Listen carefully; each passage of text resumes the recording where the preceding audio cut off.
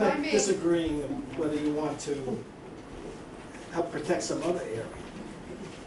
What I'm concerned about is we don't want this area to contribute to pollution into Sand Lake. I don't think Sand Lake can take much more, can't take any addition. It's, other ponds are bigger and deeper, and they could. This one, it can't. This one is. But that's not our conservation. Well, The Board of conservation, Health has already approved the setback.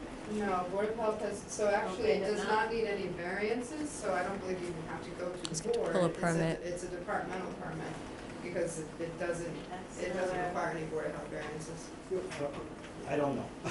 But you're conservation, okay, or somebody is conservation, and we're trying to protect that pond.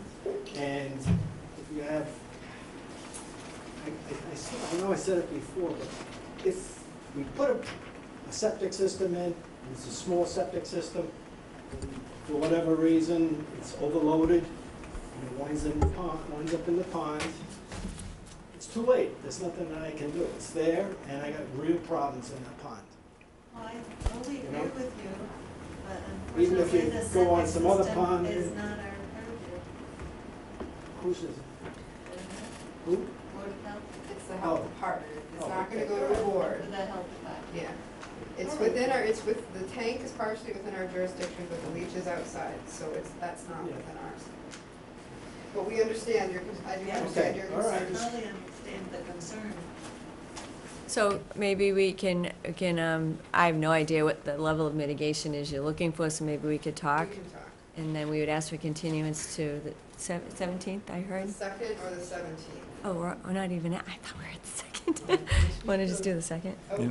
Sure, please, Oh, please I'm state your sorry. name. My name is Robert Leclerc. I live at 8 Shady Drive, and I may have a bias to this because I'm the next door neighbor. But we had approached the owner to purchase the property as a side yard or maybe a garage because of apparently the zoning doesn't allow our side yard to accommodate a garage. But it seemed like the virgin lots had more flexibility. Again, like I said, I may be biased about this, but the young lady brought up what they do in Barnstable. I was the property assessor in the town of Long Meadow. And in Long Meadow, if you were an abutting property owner to a previously buildable lot, you had to absorb that lot within 5 years to make it comply to the more restrictive, larger zoning. And it just puzzles me that this is allowed to be grandfathered. I mean, it's within your zoning. But it would seem that you'd want to make someone that owns several lots or a lot, have that lot be combined with the other non-existing lot and keep it as, you're concerned about the impact on the environment, especially by the water and species and so forth. And to me, that would, solve some of the issues or problems that you face. And like I said, I have a vested interest in seeing that stay vacant because I'm the next door neighbor. So, having said that. Okay, well, thank you. It's not our purview, but is there any opportunity to have you or the association discuss the property on an alternative means of going forward? Is that something that could happen? To do what? To purchase the property or to? He's got it It's under got under right agreement, I now. mean, it shouldn't be. Yeah. Right, well, That's the only reason I'm discussion saying not that to is be had because here. you've got a challenge here with mitigation that might not be met. So, But, I mean, But Well, I'm that's only if we want to stay with the bulkhead in the deck, no, it's not. because other than that, It's not. oh, am I missing something? Yeah. the two, Oh, shut up. the 2-to-1 mitigation. Yeah, there's two issues. I think the issue you brought up is probably one that can be resolved more readily. The mitigation one is tricky. Okay. we can discuss. Okay. So I guess we'd ask for continuance to the 2nd. Okay. Second, I move that we continue for 4 Shady Drive proposal, notice of intent until July 2nd, 2019.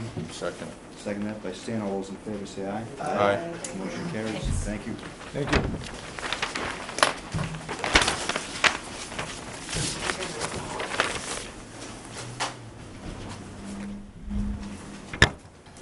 I'd like to, now that we are on tape, I apologize, I'm used to it being automatic and being in the other room and not having to touch anything. I did forgot to turn that on, it is now on, we are now being recorded. Apologize to all of our viewing audience, it was not intentional. So July 2nd is the next hearing on this property.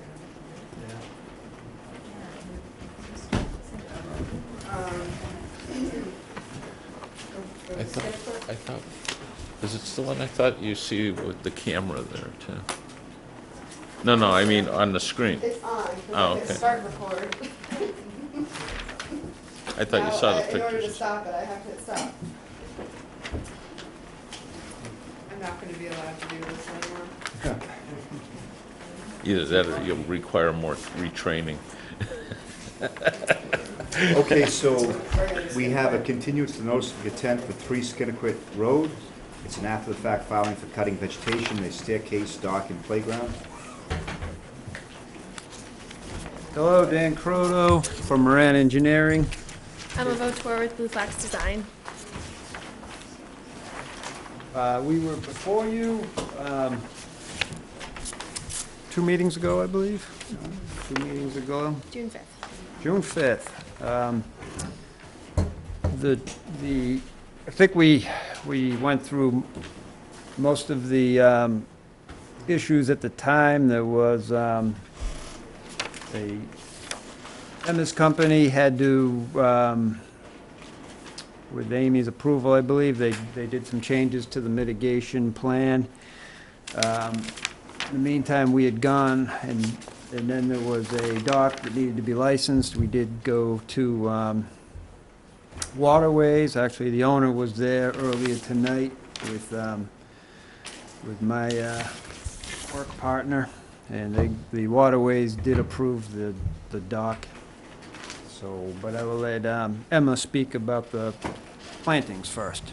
So nothing on our plan has changed other than the changes that were requested, and those were to diversify some of the plantings along the top of the slope. So where the gravel walkway comes out just past the deck. We had Rus aromatica along that area, and we added Rosa virginiana and Diervilla lanicera, which is the dwarf bush honeysuckle, which we've been having really good success with in similar woodland areas. So, and also inkberry holly. So we've diversified that a little bit, and then we went in and we tagged 5 of the oak trees that are regenerating. We flagged them in the field, and I have photographs for the record if you'd like to take a look at those. And those are the only changes that we've made to our plan. So there was a plan note added saying that we have flagged those trees in the field, and they will be saved and regenerated into full-size trees. Can I have a copy of that, Yeah. those for the file? Thanks. Thank you.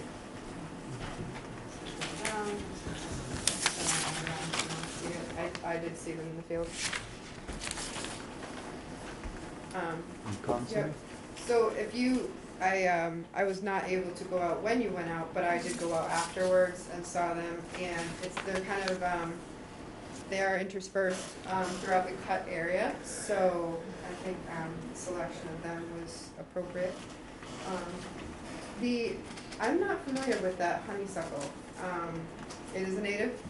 Yeah, we actually came across it when working with Mark Faherty, who's one of the directors at Mass Audubon in Wellfleet, and he actually chose it as one of the pollinator species for our butterfly garden. Very cool. And we started using it in our mitigation plantings, and it's we've had really good success with it. So it's a native Great. honeysuckle.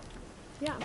I know And we it- do have native ones. Everyone thinks Yeah. of the bad one, but we do have natives. Yeah, and the common name throws people off because it's called the dwarf bush honeysuckle, but it's not a dwarf variety. That's just the common name. So wonderful that you got your approval at Waterways. I'm happy with the invasive management around the playground area, provided all native vegetation remains and that you see the bare areas with a native mix, areas to left to become naturalized. So we can chat. I think the only thing I would recommend we have a discussion about, or that I can think of, is the seasonality of the dock. The dock is permanent year-round at this point in time. Well, correct me if I'm wrong, you want to keep it as permanent year-round. Our regulations, which I have here, do call for seasonal, but it's something we can discuss. You can grant a variance if you see fit, but We, that's my only, we do have Oh, pictures those are of, five trees. back to, well, the earliest picture I could find was 73. The house was built in 68. So the easily accessible pictures are to 95. Those are right on Google Earth, the history. A lot of those, 3 or 4 of them are in December, some of them in March. They all show the dock, they all show the same layout. We do have one in March of 73 was the closest to the building of the house, showing the same dock, same layout, if anybody would like to see that. And then, Tim, what are your thoughts on the chances of that not getting ice damage in the 70s and 80s? And, you know, it just seems like it'd be a winter would come along that would Oh, just go ahead. rip it up. I think that, Sure. When I bought the house in 2003, thank you. when I bought the house in 2003, it looked like it was the original dock. It's nothing, and I didn't do anything from it. I didn't know we had needed a permit back in 2003, we do now, but we didn't do anything to the dock. The dock was falling down. So that means it's probably about 40 years old. Well, I doubt it's the same dock. You mean the same dock that? I think it was the same dock that was originally there when the house was built. See, I don't think the wood would last that long. I wouldn't. I thought you rebuilt it. He did recently. Right, no, it's been rebuilt But 2 the years same- ago. You're saying the same Sounds- footprint though, But same prior. footprint. But before that, For pry, yeah. It just, yeah, it's, you would think ice damage would make that approach problematic over time. yeah, you would think so, but it must be on the non-windy side. You know, it's right below a really steep bank. So the early spring, the southwest isn't hitting it, but it is open to northeast. But we definitely have, from all the pictures, it's there. You know, Yeah. it's never gone. It's stable. There is a time of year the DMF put in from April 1st to June Herring. 15th where you couldn't put the dock in and out. The natural resource officer was just at the waterways, and his take was that it was benign as is. So I think there's definitely an argument to taking it in and out creates a disturbance and more of stirring the bottom up than just leaving something that's been there since probably since 1968 when the house was built. Did the state DMF letter say no installation from April 1st to June 15th? Is that what? Avoid, yeah, April 1st, to avoid impacting the bottom substrate. A time of year avoidance restriction of April 1st to June 15th is recommended To install? for It's kind of counter to what we usually, in-water work. we want it in by, May 15th usually. May Yeah. 15th to October 15th is usually our period, which is right in the middle of that. yeah. We wouldn't allow the installation of a permanent structure like this in No, the herring spawning period. not that, right, not you're not gonna drive piles within that season. Yeah. I think we have allowed the big feet, just Right. resting on the, placing it in the water To during install that it. time. Well, let's go around the table and see how people feel. This is different. This is not something we've seen before, and our regs actually don't allow the year-round. Yeah, Um, they don't. So we'd have to just consider Big variance. a variance and maybe have language on reconstruction, but let's see how people feel about this and everything. Well, in terms of the dock, I mean, just around the pond, from what I could see the last time, they were pretty much temporary docks that were around the pond. Now, I wasn't sure if all the people using those docks were taking them out like they should have been, but they were not permanent docks from what I could see. And I guess from this picture, those are the 5 trees that you picked to grow from, which is what we talked about last time. Yes, I'm a little bit concerned with the dock because it is permanent, and it's against our regs, so. It'd be a variance. Be- But let's, any other comments? Yeah, go ahead, no, that's, I don't have any comments. Okay, I don't know. okay. John? So are you guys in favor of allowing the permanent dock to remain? That's, Yeah, I see the fact that it's already there and has been there continuously. I know they didn't get a permit to rebuild it, but I think there should be language. If it is ever reconstructed, it should be a temporary seasonal dock. Did you hear that? So if it was, Jim is suggesting that if the dock ever needs to be reconstructed, that it be a seasonal dock instead. As long as I'm alive, that needs to be done, the dock is will come out. I don't believe it. The dock, I paid $10,000 for the dock, to redo the dock, just my wife wanted my grandkids to jump off the dock and fish. I don't even know a boat. I have a kayak. I have a kayak, big mistake, but it won't happen again. do you recall how far the footings go down? Is it 4x4s or 6x6? That's a 4x6, I believe. 4x6? And just no concrete footings, just the wood going into the substrate? I imagine that's what it was. It's probably just driven down 2.5 feet. I guess the whole planet's warming up because we just don't have the winters that you would think that structure would be just taken up.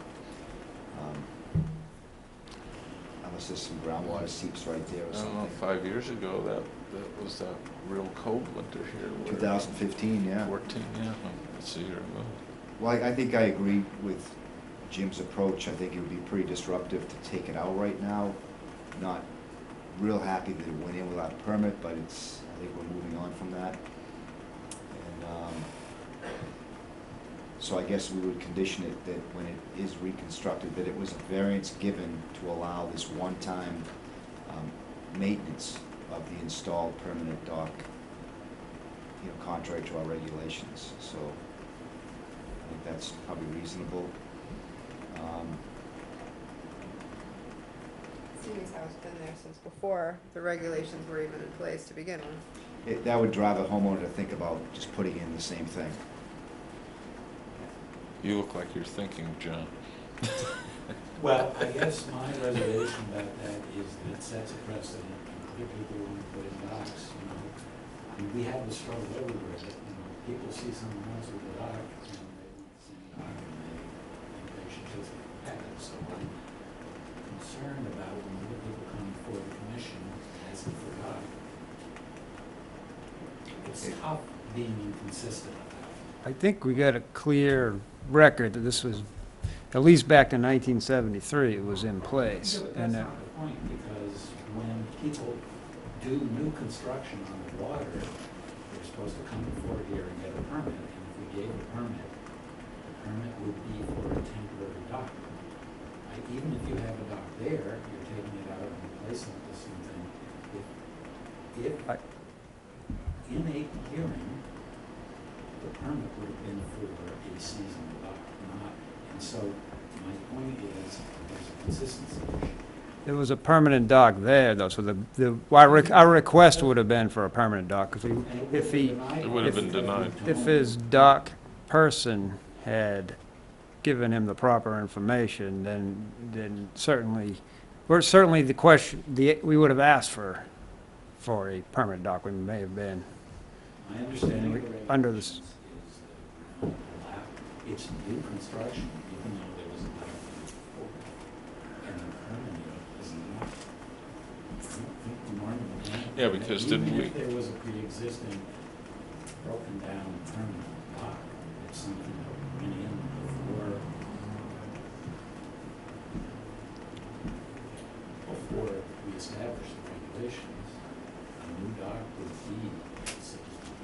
Well, I agree with you, I think that's the way we would So hold on it, that- but I also think it doesn't necessarily set a precedent. We can view every case on its own merits, and I'm pretty sure that new construction we would not have that variance to allow a permanent dock. It's a fairly, it's not a moving river, it's not a tidal system. I think the impacts are less in a pond than they would be in a tidal system. You know, I think it was really a case where we could have considered finding the installation of the dock without the permit. We didn't do that. We did when we took it away.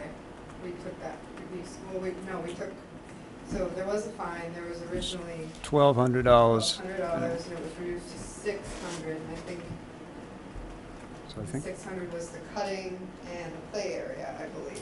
So the commission voted to rescind the fines. Okay. so there was a For the fine dock put in place. and the Yeah. stairways. All right, so in retrospect, we probably should have held on to it. We voted. That's, Yeah. so, Anyway, it's just, Stan asked me what I was thinking, and I just, yeah, so I spoke my You make thoughts. it- that's why I wanted everyone to express I'm always themselves. concerned about consistency. It's Mhm. tough when we have a hard time. Right, And it particularly seems to be an issue with docks. yeah, Yeah. Being consistent about docks seems to be just an issue. yeah. Yep, it's silty around the dock, right? It's not hard, is it not hard bottom? It's not hard sandy bottom, it's kind of silty around there? Soft bottom. Yeah. So you'd have some pretty good disruption tearing it up.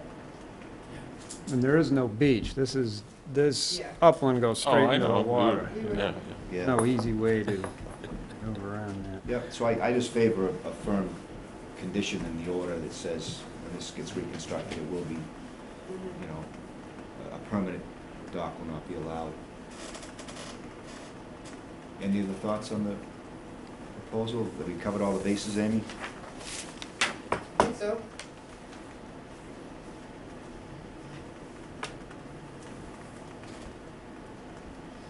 And I would say, how about our inspection frequency, our monitoring frequency? Are we gonna spell that out? Yeah, that's gonna be in the orders, Yeah. twice a year monitoring report for the vegetation. Can, It'll be very spelled out in your orders of conditions. can we approve this without the official waterways recommendation? Did Waterways have any, we can, if you see fit, I think we do have a Is there any signed conditions? plan from them. Oh, you mean the letter from them? conditions. The signed plan is, it's good acknowledgement to me that they approved it. in this Oh, case. that's from waterways? Yeah. Oh, okay. Gary was just there earlier this evening. Right, no, I understand that. Yeah, they gave us a signed plan. Alright. If this was, in a tidal river with a bunch of shellfish, then I definitely want a letter, but I think this one, in ponds, the plan Okay. is sufficient. Okay. All right, well, if somebody would like to make a motion, we can proceed. I'll make a motion to approve the after-the-fact filing for the cutting of vegetation, staircase, dock, and playground, with the addition in the order of conditions that when this has to be replaced, it must be a temporary time. Yeah. 3 years of monitoring plans? Okay. So, a little discussion, I'm not sure if we have gone over, We should get a second oh, first. sorry, I'll second it. Stan seconds, so discussion. gone over fertilization of any lawn area. Yeah. See that as a condition. We don't allow fertilization of any vegetation within, or chemical application within 100 feet of a wetland.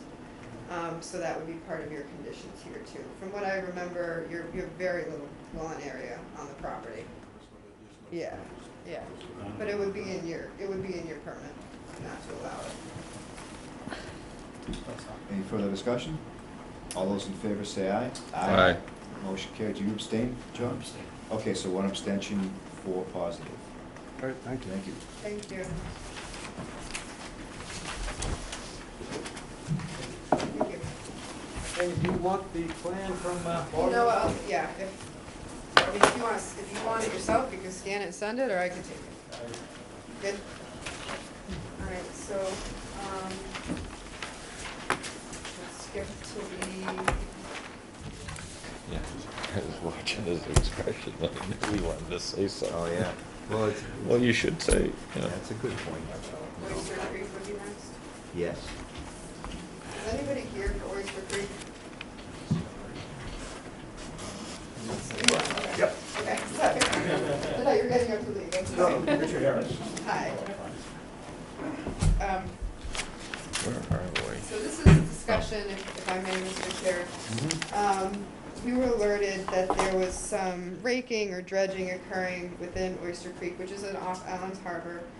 Went to check it out. I called a contractor that I thought might be it, and it was. Mr. Harris is here, who's the president of the association, to chat about it. And so it evidently has happened a couple of years. I know I went out last year and I was there after they had left, so I didn't catch it. So they did recently receive a permit to do dredging in the actual creek, the channel of Allen's Harbor. But this, we have photos and some video that do show the operator who was taking a scallop drag and evening out the sediments, if you will, on the bottom, all around the docks, well within 25 feet of a salt marsh, which is prohibited, and doing it within their time of year restriction for quahog set. So again, it was outside of their allotment in the permit. I'll stop there.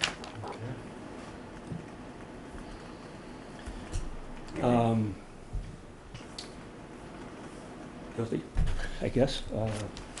The, had been done in the past, and 2 or 3 people who had lived there said, you know, are we gonna do it this year, because we've gotten stuck going out.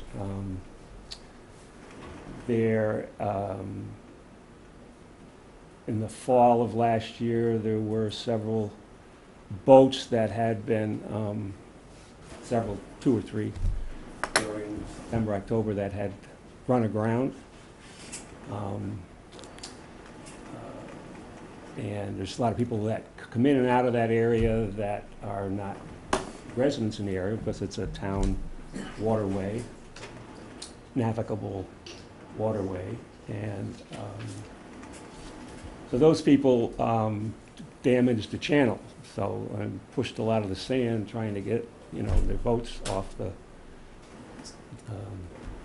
sandbar that's been created there, and pushed a lot of the sand into the channel, which had been dredged and in '09. And so people that were in there had issues trying to get their boats in and out, and it had been dragged in the past. It's a piece of chain link fence, I guess. I wasn't there when he did it, but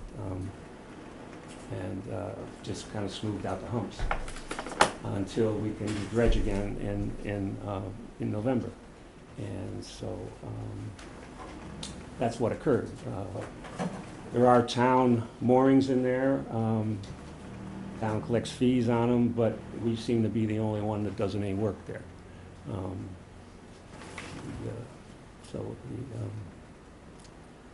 There was a bulkhead built years ago, and which changed the flow of the creek, and so a couple of property owners lost a considerable amount of their property, and a nice sandy bank that fell in, that eventually went into the creek, and made it almost impassable, and they eventually got permission to do a bulkhead, 2 families, and so a lot of the material that was used to help them build the bulkhead was still there, and I guess that's where the people who came got stuck because they were not familiar with the channel. Not there is much of a channel there, but so that's the issue. Okay. Any discussion with your contractor over, you know, the time of year issue? It wasn't, I didn't know this was a dredging thing. I didn't know it was, to us, it was more of a safety thing for other people than not to get stuck and until we were able to dredge. And the channel that we has filled in considerably. And so it'll be an issue for people who, have boats in there now to get out until they're dredged again, except for maybe at high tides and so forth. Any comments, Amy? I view it as a Just 1 second. direct alteration of a resource area. This is a unpermitted alteration. It also appears that the activity, even scraping, if there was any aquatic vegetation or aquatic life that would have been impacted there. So I do think it's a direct impact to land under the ocean. Also, so I see a couple of violations, unfortunately, here. I'm sorry, Mr. Harris.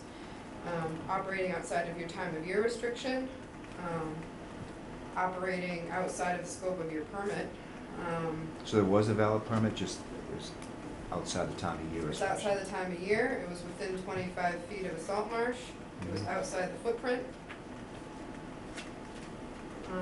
What do you think about the contractor? Don't they share some responsibility? I think they certainly do. I did speak with the contractor about this, and I did alert them that the commission is, that we do hold the contractor responsible. This is a contractor who does a lot of work around here and knows me very well, knows us very well, knows he has to have a permit in hand, so. Would you clarify something? I hear about dredging versus bottom dragging. Are we talking two different things here? Dredge, I use the term the same. It's alteration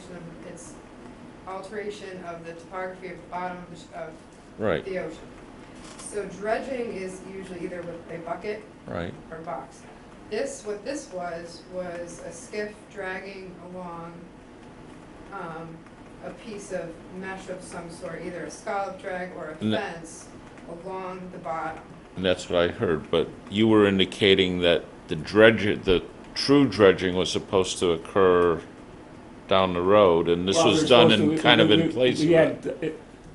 Previous dredging up until this point, you had a window in, I believe, May 15th to June 1st, and then from November 1st till January 15th or something like that, I think. And when we got our permit, that was not allowed, the May period of time. But it was going to be done the same way? No, I mean, that's what I was trying to understand. There's a regular dredging that's being done with barge and so forth. Right, okay, that's what I was trying to understand. November. I'm sorry, Amy, I just want to... Any more comments? We'll go around the table. No, I just wanted to understand, so what was done was not the official dredging that you were permitted for? Trying to... Just trying to get through so the boats go through. Ups and downs that were Something caused by temporary. a lack of navigable aids, so people who are not familiar with the area would not get stuck again. Or they got stuck and therefore changed the channel and filled in the channel, and so... And by doing it that way was much more harmful to the... Well, I don't think it's as harmful as dredging, no.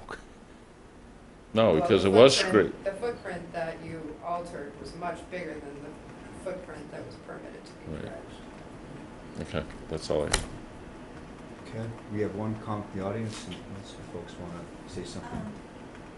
Did you get the Army Corps of Engineers approval? How many years ago did we approve? They just received all of their permitting. We permitted the channel dredging a couple of years ago now, but it took a long time for the other agencies, so they just got that. They just got it. Mhm. Yeah, it's, I want to say January, February, something like Right. that, yeah. And then we've applied for extensions to our orders of conditions. Okay, Yeah. and when do you plan to dredge? November 1st, I hope. Officially? That's the window, so. Jim? Seems like there are some violations, some reasons for them, but still, probably shouldn't have been done. So it seems like there's much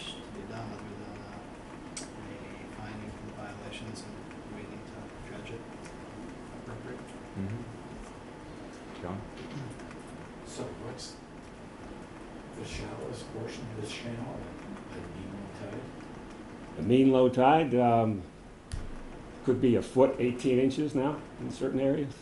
So you've got high tide. feet of There's probably a 3.5 foot, about a 3 foot tide in there, maybe. It's about 5 feet in high tide. Maybe. No, well, I think our dredging is only allowed, I think, 4 feet at mean low Yeah, tide, I have it. so, So it's a difficult situation for people who own boats, have docks in there, but it's not impossible. well, it's also difficult for people who come in and out of there all the time, who are not aware, because even though there's moorings in there that the town collects fees for, there's no designation of where a channel is. Well, that is definitely something to chat with the harbor master about. Oh, there's no town channel markers at all? No. We pay to do all the dredging because the town doesn't want to do it. The previous harbor master said, I just see it dry up and turn to a bog again. That was a long time ago. Excuse me, actually. There's a long story with that stuff. So, okay, my other question is maybe, I don't know who it's for exactly, but would the fence dragging thing, would that ever be permitted? Is that something that would ever be an acceptable approach to dealing with a problem like this? I really don't think so. It's It doesn't seem like, very detrimental. yeah, it might take a little bump down, you know, a little rise in sediment, but, you know, That's what it does. No, Yeah. It's not. But one question is whether it's effective. The other question is whether it's effective or not, whether it would be acceptable to the state of the town to do that. certainly not this time of year. A lot of active aquatic resources on that substrate that would be impacted by that activity, so it may be in the off-season. We'd probably like to see them do their earlier project and get it done and have you channel the way you'd like it. I mean, that's what we'd like to see happen. There was one comment from the audience. If you wouldn't mind coming and speaking to the mic, thank you. Yeah, my name is Mary Ann Davidson, and we're not part of that association because we live right at the point of the creek. And all of this dredging is impacting my property, the property on the east side, and the property across the way. What I resent about Richard's remarks is he said that when the people across from us put the original wall up, that was probably in the 1980s, we put one up. We did a soft solution, which failed. And then we were allowed to put a 4-foot wall in. We did it according to everybody's specifications. We did not leave residue there. That spit, if you go back in town maps, has always been there. That has always been a narrow waterway. And because of the ebb and flow, you get some deepness there. It's more than 1.5 feet. I'm not sure what it is. But what has happened over the years is there are larger and larger boats in the creek. So they want to get in and out of the creek. And they want the dredge to be, they want it to be deeper than it was before. So that's what's happened. Being dredged to the And- same depth that it was previously dredged. I But think, wider, I think we approved a little bit wider footprint. and Wider. That was somewhat yes. of a discussion They point. asked for it deeper and Right. it's wider. Yeah. This person that is coming up and down the creek, he has been doing it for 5 or 6 years, at least. And I know because I'm in that backyard and I see him.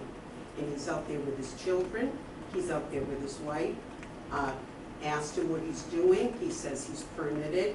That was 3 years ago. Last year, I went to the harbor master, he said it's all right, he's allowed to do it. This year, I called conservation, and they came down and stopped it. He's been doing it for years, and it's impacting our property. When you say for years, in the spring, summer, or in the off-season, So, I'm in Florida until the end of April, so I know it's May, and I know it's before the season. okay, It's well, not during the summer. I will thank you for your observations. I think what we should do is discuss a fine, and then, you know, we'll be diligent when November 1st comes, and we'll be receiving an as-built plan, I believe, once the dredging is completed, We need a post-dredge survey, post-dredge survey. So, notification of the start work as well, yeah. well prior. I am concerned about, it's probably the same contractor, and so are we gonna get compliance to the order that's already in place? The contractor who's doing the dredging? Yeah, I'm assuming it's the same person? No. It's not, okay. This is something totally different than dredging. Yeah. Yeah, This is, he's just Parts of the losing job that is entire bigger for this thing. person. okay, And he's running over my property. yeah. All right, well, I think, let's have a discussion on the fine, but I think the time of year violation is very important. We talk about resources that are present. There's a lot of resources that people care about that are present that time of the year. Winter flounder, young a year, are very small. They're all over the bottom at that time of year. They'll be mechanically impacted. So I think the time of year violation is significant. Other than that, I think the outer footprint is up for discussion, and maybe the fact it was unauthorized activity. So it's really up to you folks as to what you think is warranted, and then as well as a independent fine for the contractor. Any thoughts? It sounds, what you just said, I think there's, no, I'm 2 plus 1 for the contractor. I think you said 2, right? Well, Or three. it could be 3. The outer footprint, certainly the time of year, I think, is really Right. damaging. And then the unauthorized activity is probably, it's a question whether it goes to the contractor or the permit holder. And then the outer footprint is a concern too, so I'm not sure. It'd be 2 or 3 fines, and then discussion on having a fine for the contractor as well. And I don't know the history of the contractor, Amy, so your recommendations on that might be helpful. So who are the fines being assessed against? The Oyster Creek Association, I think, should be fined for some of these infractions.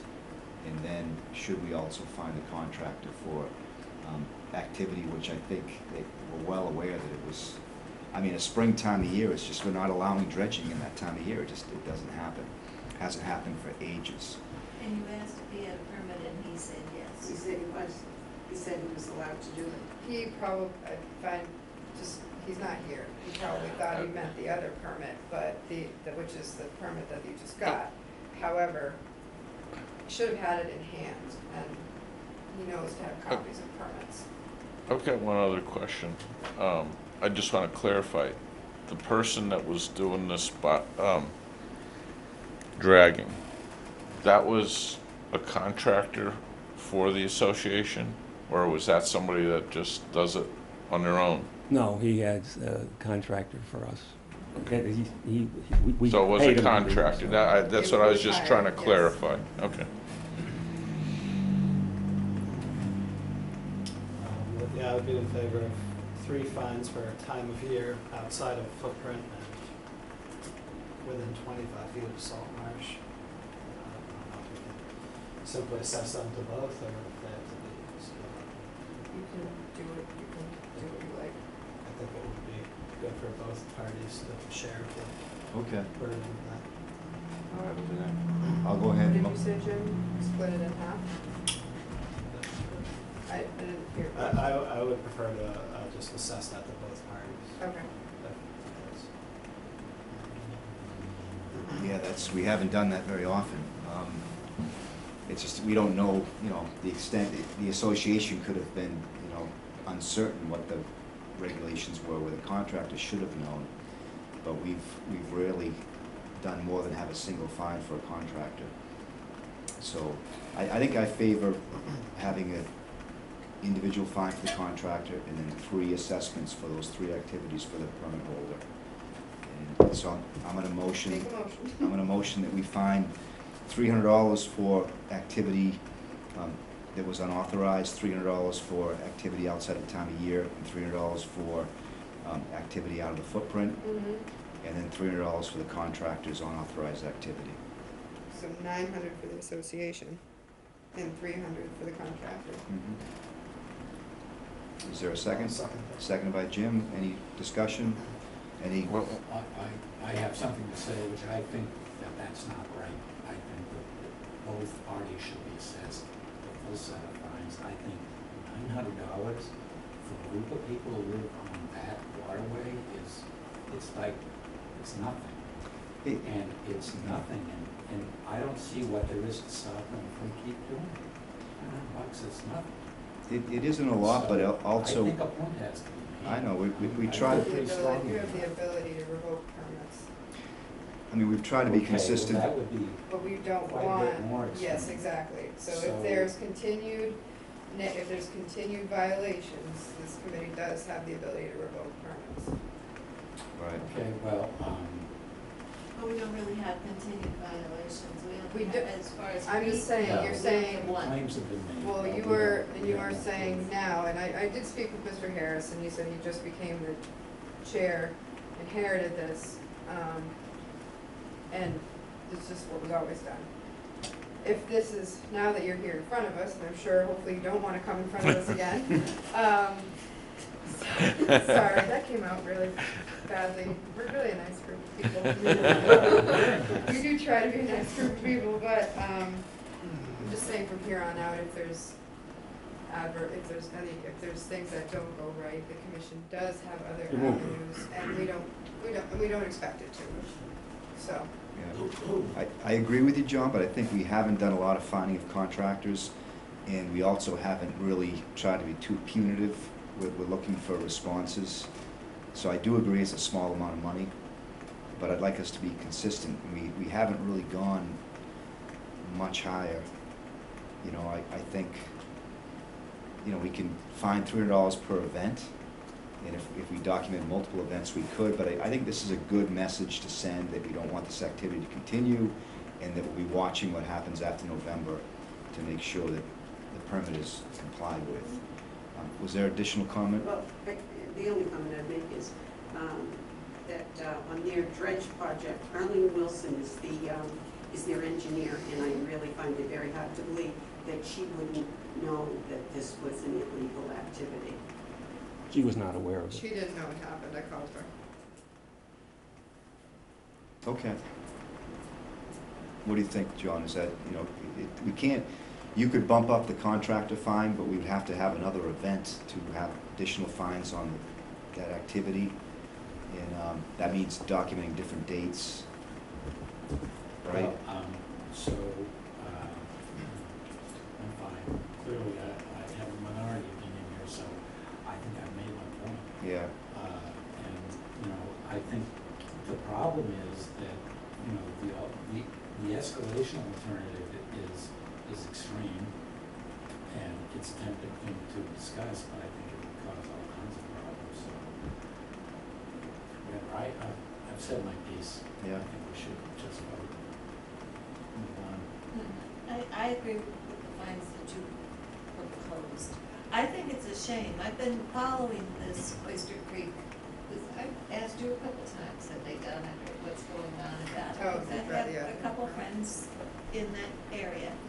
And I think it's a shame that it took so long for the Army Corps of Engineers to approve this project. I mean, this is almost 3 years. Yeah, it was bad. And so where they came before us and described the difficult navigation conditions, and we approved it, and we approved even wider than requested in the hopes that we would not have to touch it as often.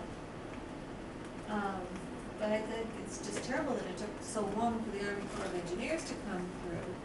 But the association did know that we approved wider than asked, so it wouldn't have to be disturbed as Well, it's often. wider, but the slope is less, so so there wouldn't be as much issue going forward. With a steeper slope, you have more erosion, or underwater erosion, I guess, how it was explained. So I don't favor increasing the fines any higher than what you proposed. Okay, well, we have a motion on the table. All those in favor, say aye. Aye. Motion carries. Thank you. So you send a letter and a bill, or what do you do? Yes, sir. Okay, all right, thank you. Which Oyster Creek? It's up Allen's Highway. Oh, that little one in the back? Oh, I was there with my neighbor on his Yeah. little boat one. Okay. Yep. Oh, yeah. that's- Next on the agenda, we have discussion for Witchmere Beach Club Tiki Bar, 23 Snow Inn Road. Oh,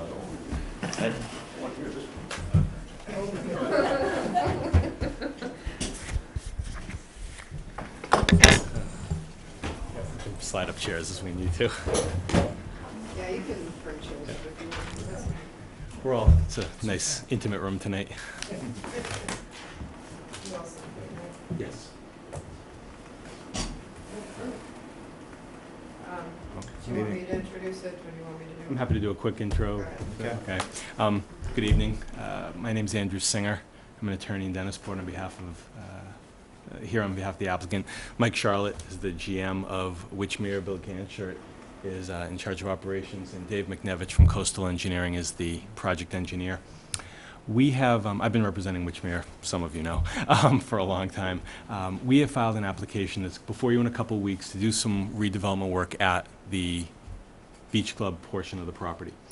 And so that's not before you tonight, but as Amy was looking at the plans and what was submitted, a question was raised regarding the seasonal decking and tiki bar that are out on the beach.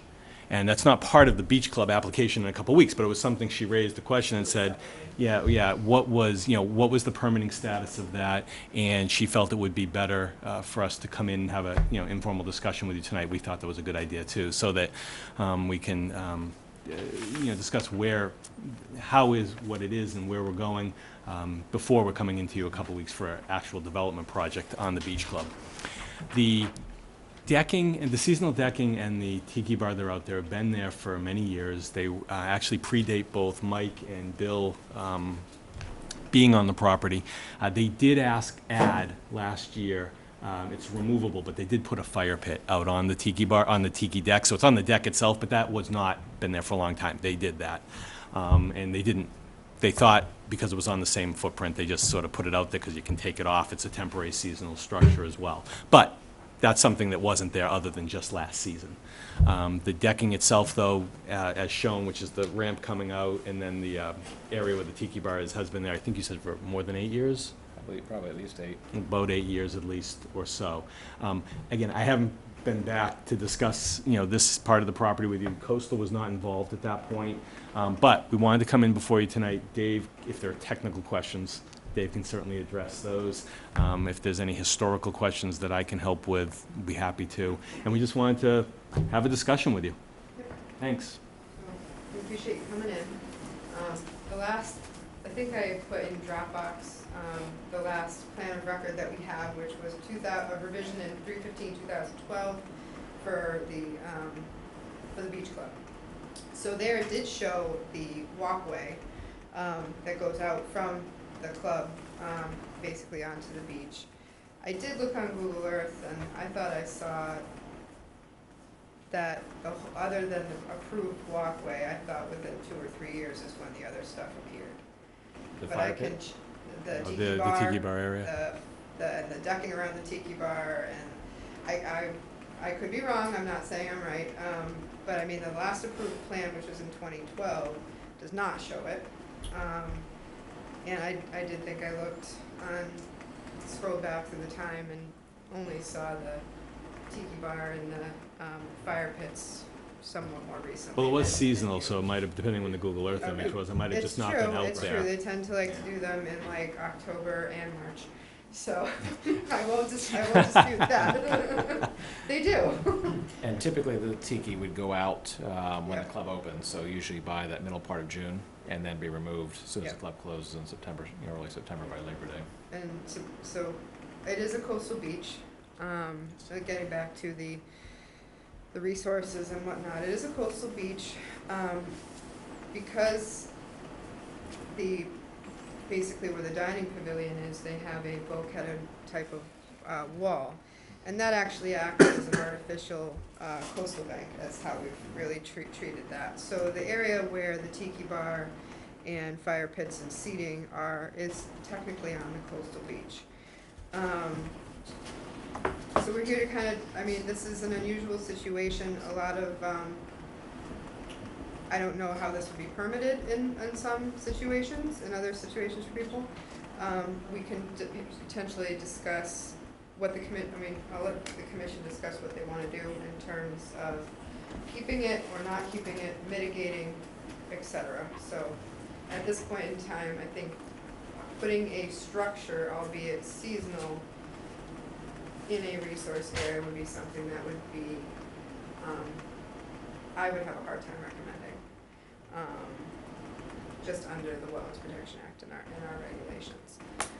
So, and do you have other permits for this with other boards and committees? Nothing beyond what you have. The permits tiki from, bar or no, the anything? permits, it wasn't required. The permits that we have from the Board of Appeals Planning Board, which I've done, didn't extend that. I see. That's not what they look at. Seating or They look at service. seating, parking, buildings, setbacks, coverages. We'll let them deal with that. Right, and we're going to them for the project. We're coming to you in a Yeah. couple weeks. We're going to them too, yeah. So, yeah, we'll deal with that. I just wanted to bring it up to be Yep. prepared for it, so. No, we appreciate that. Thanks. I don't have any, comments right now. Okay. Quick question before we go around the table. So it's been put out for about 3 months for the past 5 years or so. It's The tiki, yes, typically it's about 10 weeks. about 10 weeks. So it's taken off the beach and it's placed on, in the parking lot. Yeah. At the club. Okay. It's like a Trex decking. On the existing decking that is permitted or No. off the decking? Yeah, the walkway goes out like this, and then the tiki bar decking is kind of just to the side of it. Right. So that, yeah, Yeah. All right, Stan, you want to start with No, any I comments? said- And the decking is also temporary that the tiki bar sits on? It's all built to be temporary, yes. Yeah. So that has been removed? The decking and everything, so. Okay. everything comes up.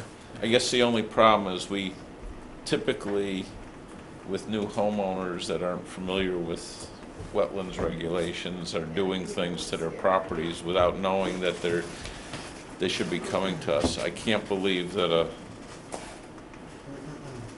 organization like yours would be doing the same thing. I would have thought, and I'm not talking you personally, even your predecessor, it's still the same organization. So I really have a problem that this has been being done like this on that long of a basis.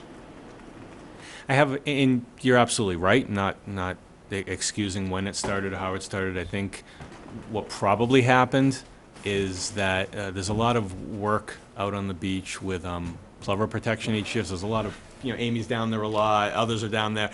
And it may have been that it went in, and I'm speculating now, but may have been that it initially went in 8 odd years ago, whatever. Everyone's been always down there and around, and I think it just, somebody probably thought it was okay. Someone else just wasn't an issue, and it just sort of happened. Not excusing it, just sort of, I think it was innocent in that sense, but and then it just kept going because there's been so much, each year so many people are looking at the beach that it's not like it was a secret.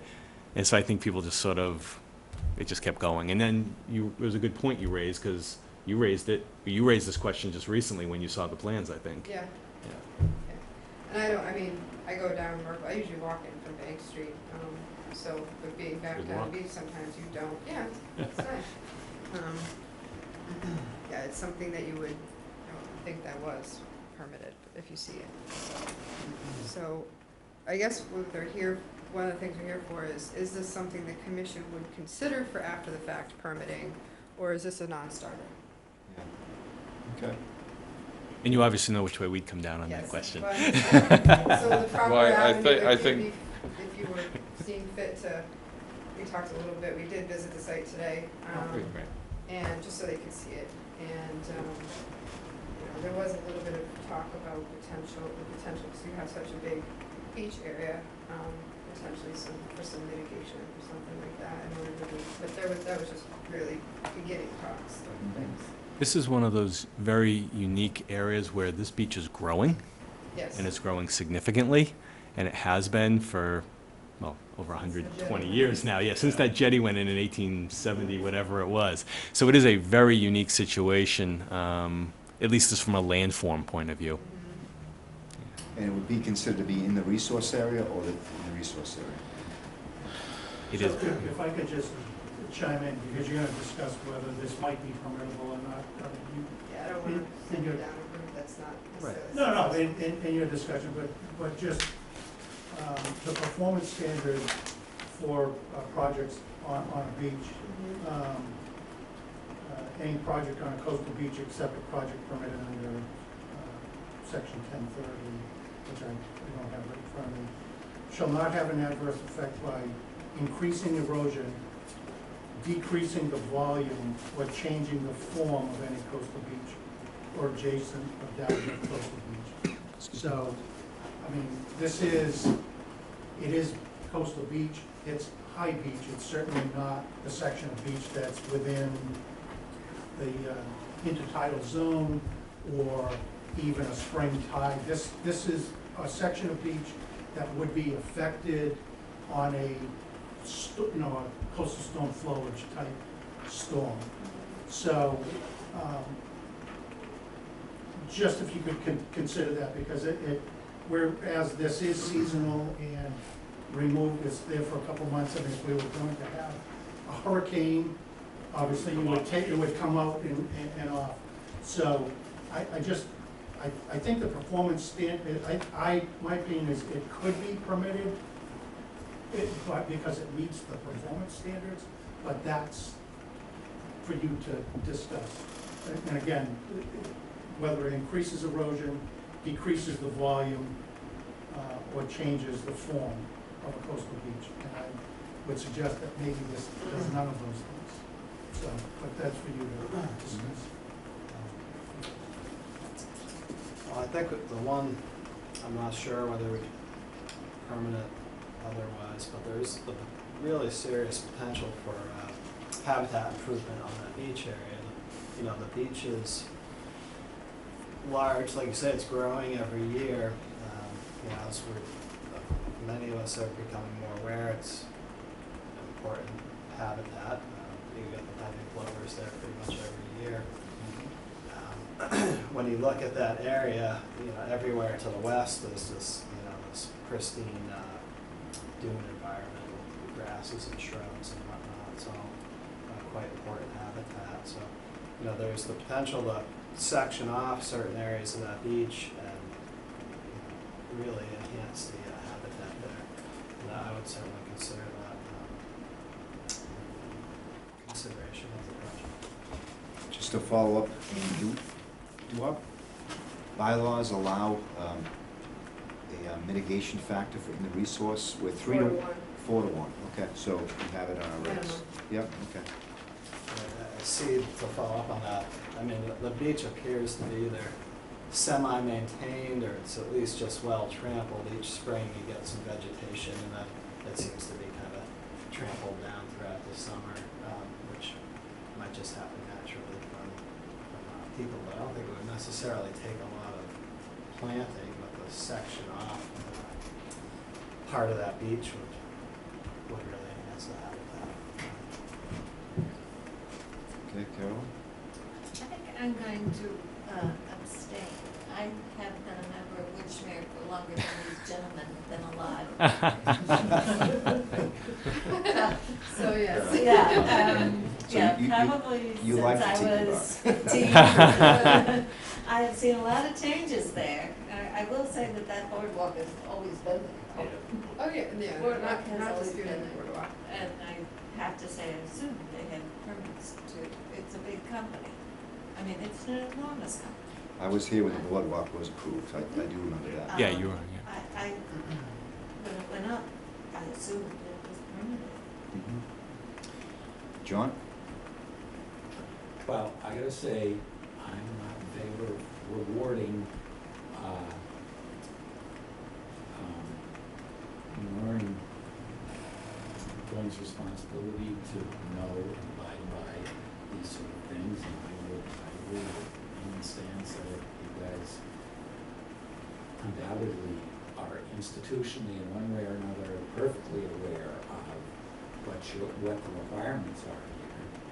And, you know, whoever decided it was a good idea was willfully or unwillfully ignoring the regulations. I'm just not in favor of the board in any way. However,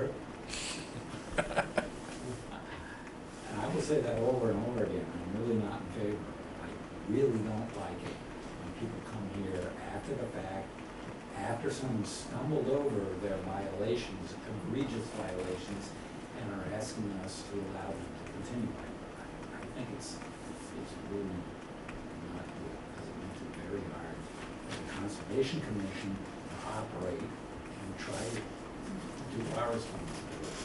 So Jim's idea is that this could be taken care of by doing substantial mitigation on that beach. And 4 to 1, I guess the question I have is, what's the actual area covered by that whole thing, the tiki bar and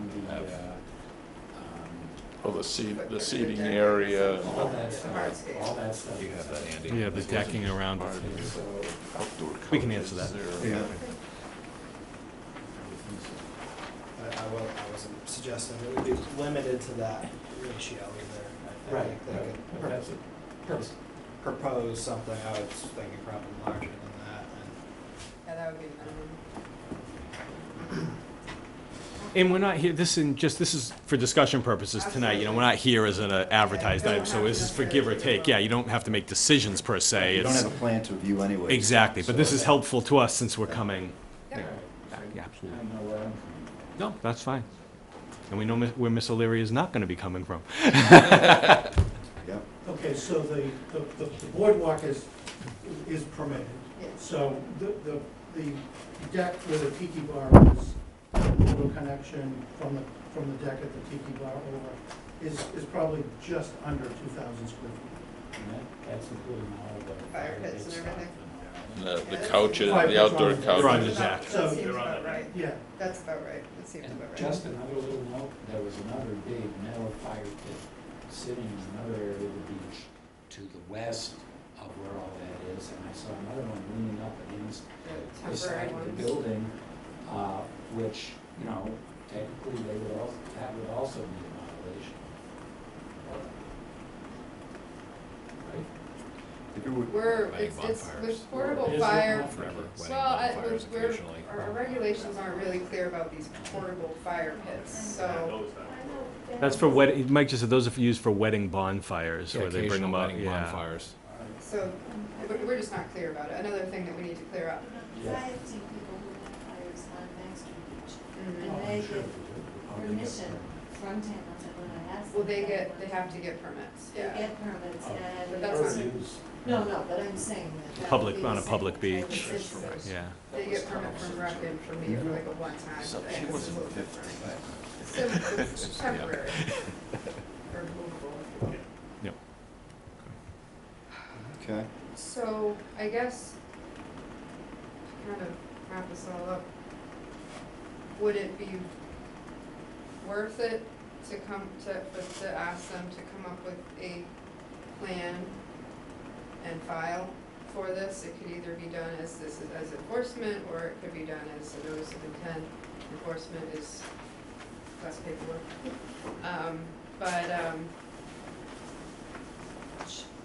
To do some sort of mitigation, or are you not, and I don't, it's your preference. Yeah. Did you say there were plans that you were reviewing anyways for some additional work?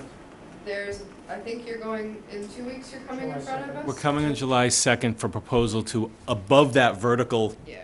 bulkhead, which is Okay. the artificial bank. It's to replace the building there that's now in the flood zone, to raise it up, and the changes are all landward of the vertical bulkhead. But there are plans before you, and we could certainly, you know, amend the plans to add more if that's a route you wanted to go down to consider. Yeah. Not asking you to make any Yeah, decisions. there's a couple issues. If it was permanent structures, it'd be a non-starter. Mhm. Yeah. Seasonality is something to consider. The fact that it wasn't authorized initially is a concern expressed by several people here. So I think, given impacts to that resource area, I don't think I would, it'd be possible to see a package that might be supportable, a mitigation package, if it's truly a 10-week seasonal.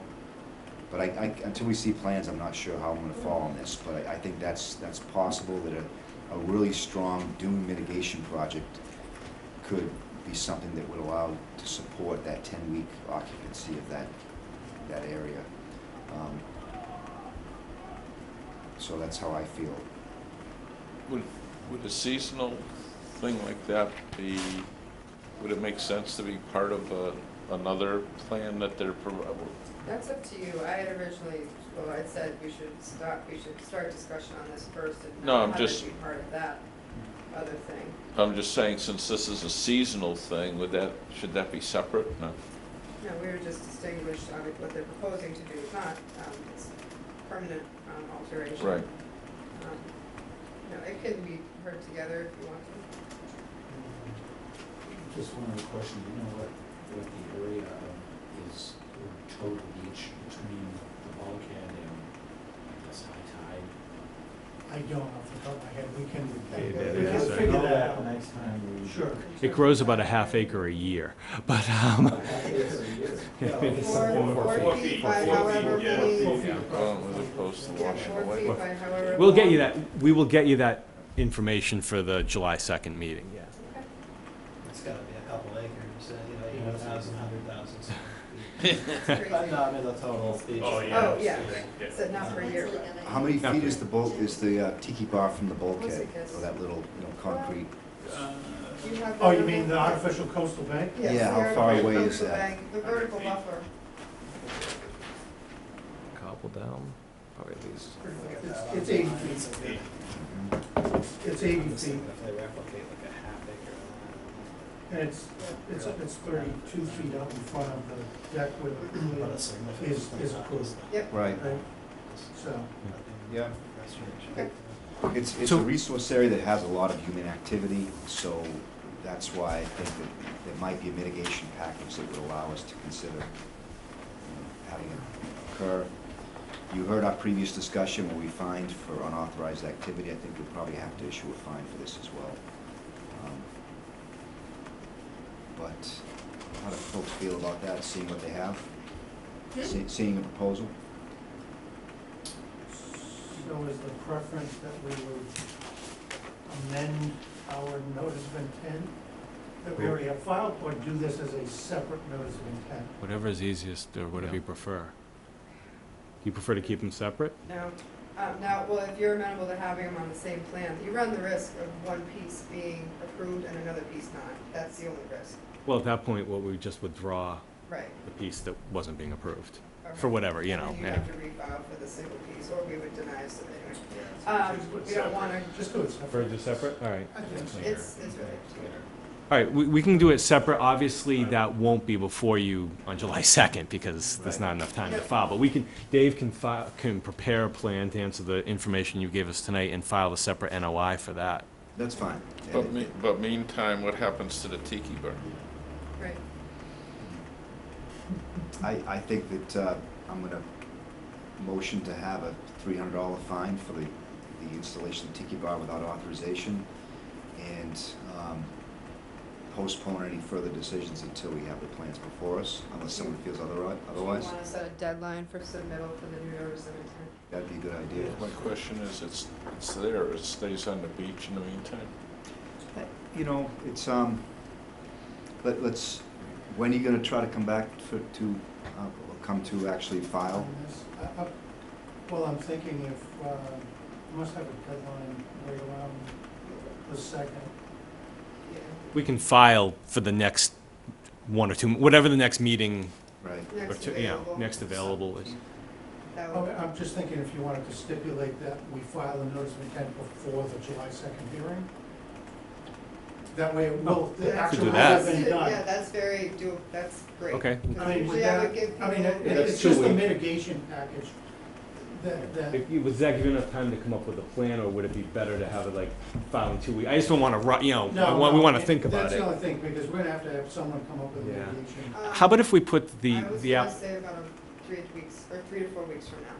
All right, that'd be fine. And I was gonna say, Let what me if the look at NOI the is filed deadline. before the end of July? Was my thinking, because that's 5 weeks, I'll give time, We usually give people about a month or a little Yeah, over. okay, so, and late If July, that's whatever you amenable. want.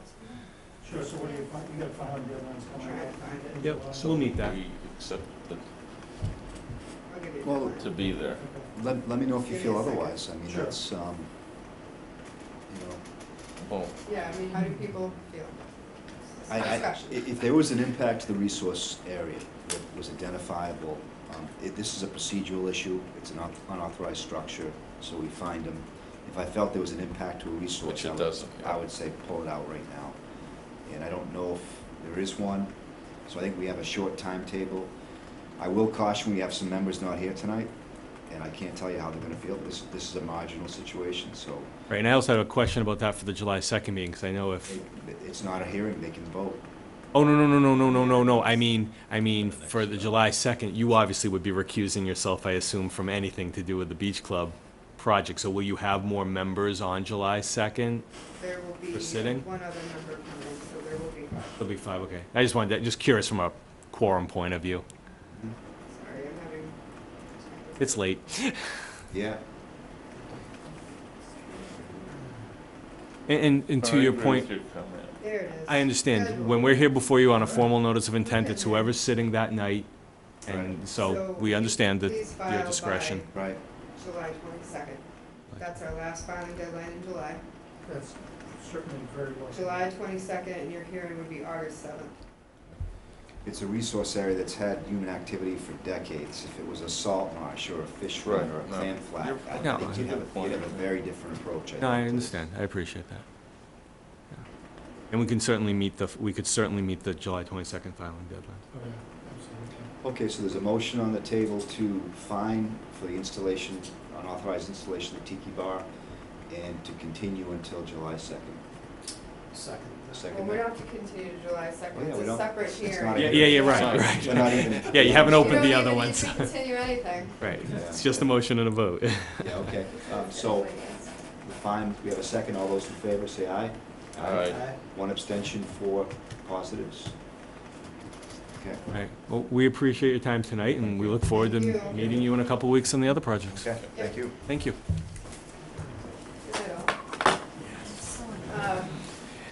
Is that all? And I said to Brad, you weren't there when you were 15 because Thompson's Clam Bar was there. I don't want John to have to sit here with you. I was there when The Beach Club was there? It was? It overlaps. Oh, my God, the beach club was there since the early Oh. 1900s. Oh, Yeah. I didn't know about that. I just knew about Snow Thompson's. in? We were members back then, my family. Yeah, I have some pretty old historic photos that are pretty cool. Snow in, All right, yeah. good one, Yeah. right there. Yeah, see you later. Thompson. It was, and it Oh, cost like Thompson's, yeah. What's going on? Because I gotta $200 a Yeah. year. excuse myself shortly. which Okay. I hate to do. That's okay. Can we skip to the extension permit request for Peter and Valerie McNeely, 12 Mill Road? In case you have any questions for Don Monroe, he is here, he's the engineer. Sure. Project. Yep, let's do that. I did, yes. Okay, so, yes, thank you. So this permit, or this application, if you remember a couple years ago, was the result of a cutting, pretty severe, substantial cutting within the buffer to a coastal bank at the inlet of Saquatucket Harbor. And fines were issued and paid. They came up with a land management plan which involved substantial plantings and monitorings. Nikki issued a letter because this permit technically expired, but they got the request in prior. Nikki sent a letter basically saying you should request a certificate of compliance, your permit's expiring. So I think you sent in the request for a certificate, we said it's not quite ready for a certificate of compliance yet. So when the project started, it did start well with meeting with the representative who's gonna do the planting on the site, getting things going, and then after that, there really didn't seem to be much follow-through. And just no monitoring reports, the plants, most of them are dead. So what they're here for now is a 1-year extension to get back on track. And from what I understand, since my meeting with Dawn, there, and the new person who's in charge of the landscape, that the new person in charge of the landscape emailed me this afternoon and said he has been in touch with the owner, he has already purchased the plants, they're on schedule, and they're proposed to be delivered actually within the week. So they're trying to plant, it's kind of a tough time of year to plant, I hope he knows that. Yeah. It's getting a little late, but they currently, they got the request in on May 24th for the extension, so you can still, they got the request in before the expiration. I'm recommending a 1-year extension with strict deadlines for planting and reporting.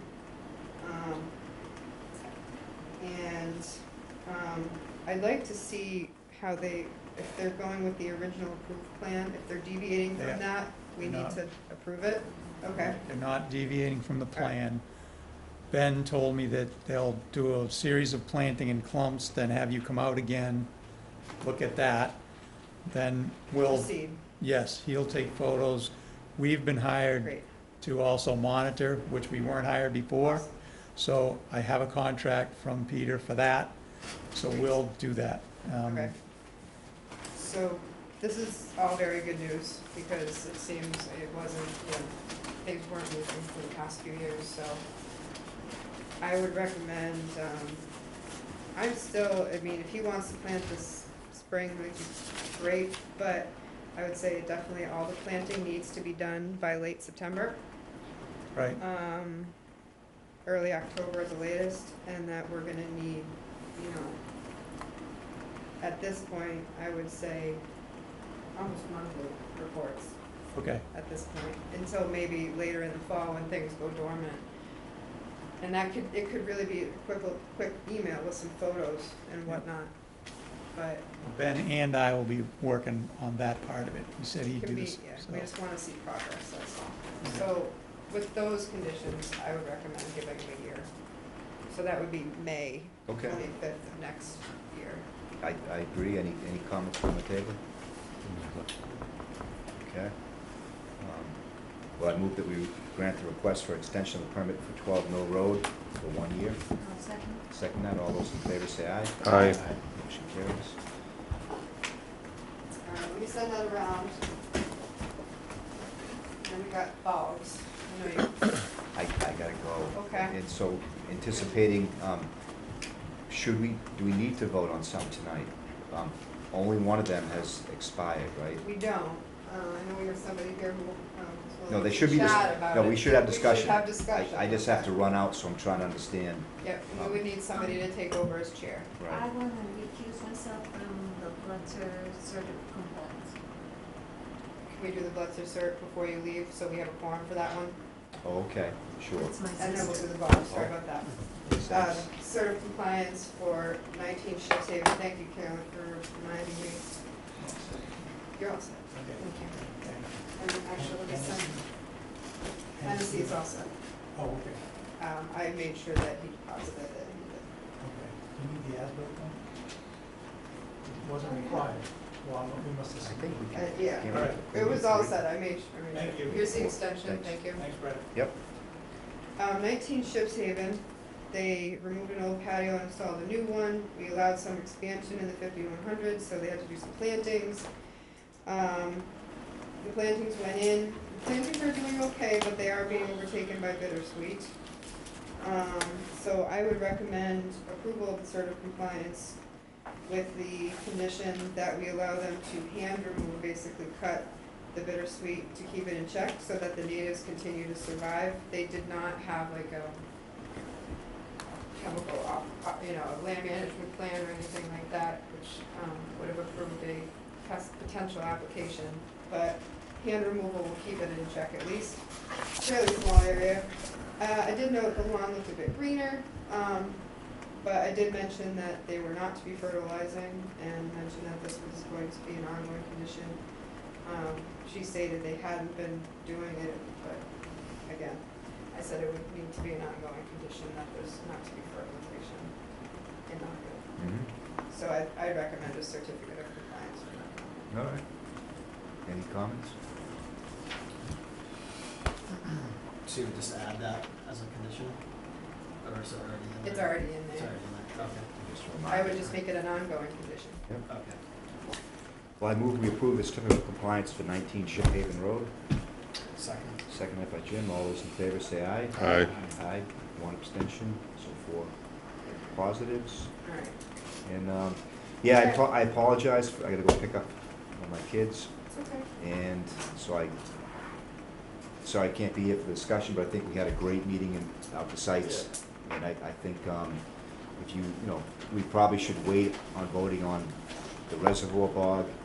And So we have a fuller complement. I think so, and then for Oh, Main yeah, Street's yeah. not up yet, but, you know, by all means, I have was a gonna good, feel for it, yeah, have a great discussion, and Okay. I'm sorry for stepping out. Who's gonna Oh, yeah. take over?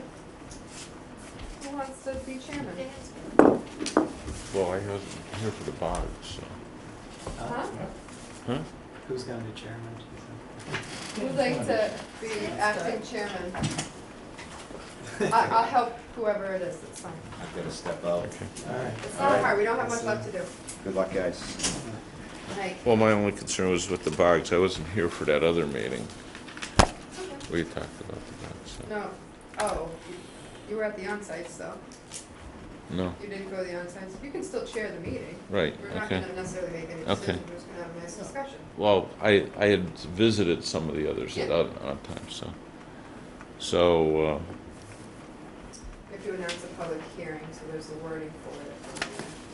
okay, this is a public hearing for the discussion and possible vote regarding agricultural lease agreements and management of the following properties that are owned by the town of Harwich and under the Conservation Commission's jurisdiction. You just name the 3 of them, you don't have to. Great do Swamp Bog, Main Street Bog, and Herring Rivers Bog. that. Perfect. So, Mr. Kunis, who was the lessee of Main Street Bogs and just past lessee of Great Swamp is here. And we had I thought a very productive, good on-site meeting, good back. I pulled with the properties, thank you for showing us those. And, so currently Great Swamp, the lease has expired. The commission, if you want to put it up for a different time, or you can do it tonight to determine whether or not we should release that bog. And Main Street, maybe discussion about, because the lease is up in a couple of years, about if the commission is interested, if there's interest in moving forward with a lease similar to what is current, with the many different activities that are happening at Main Street. But it's kind of just an open discussion.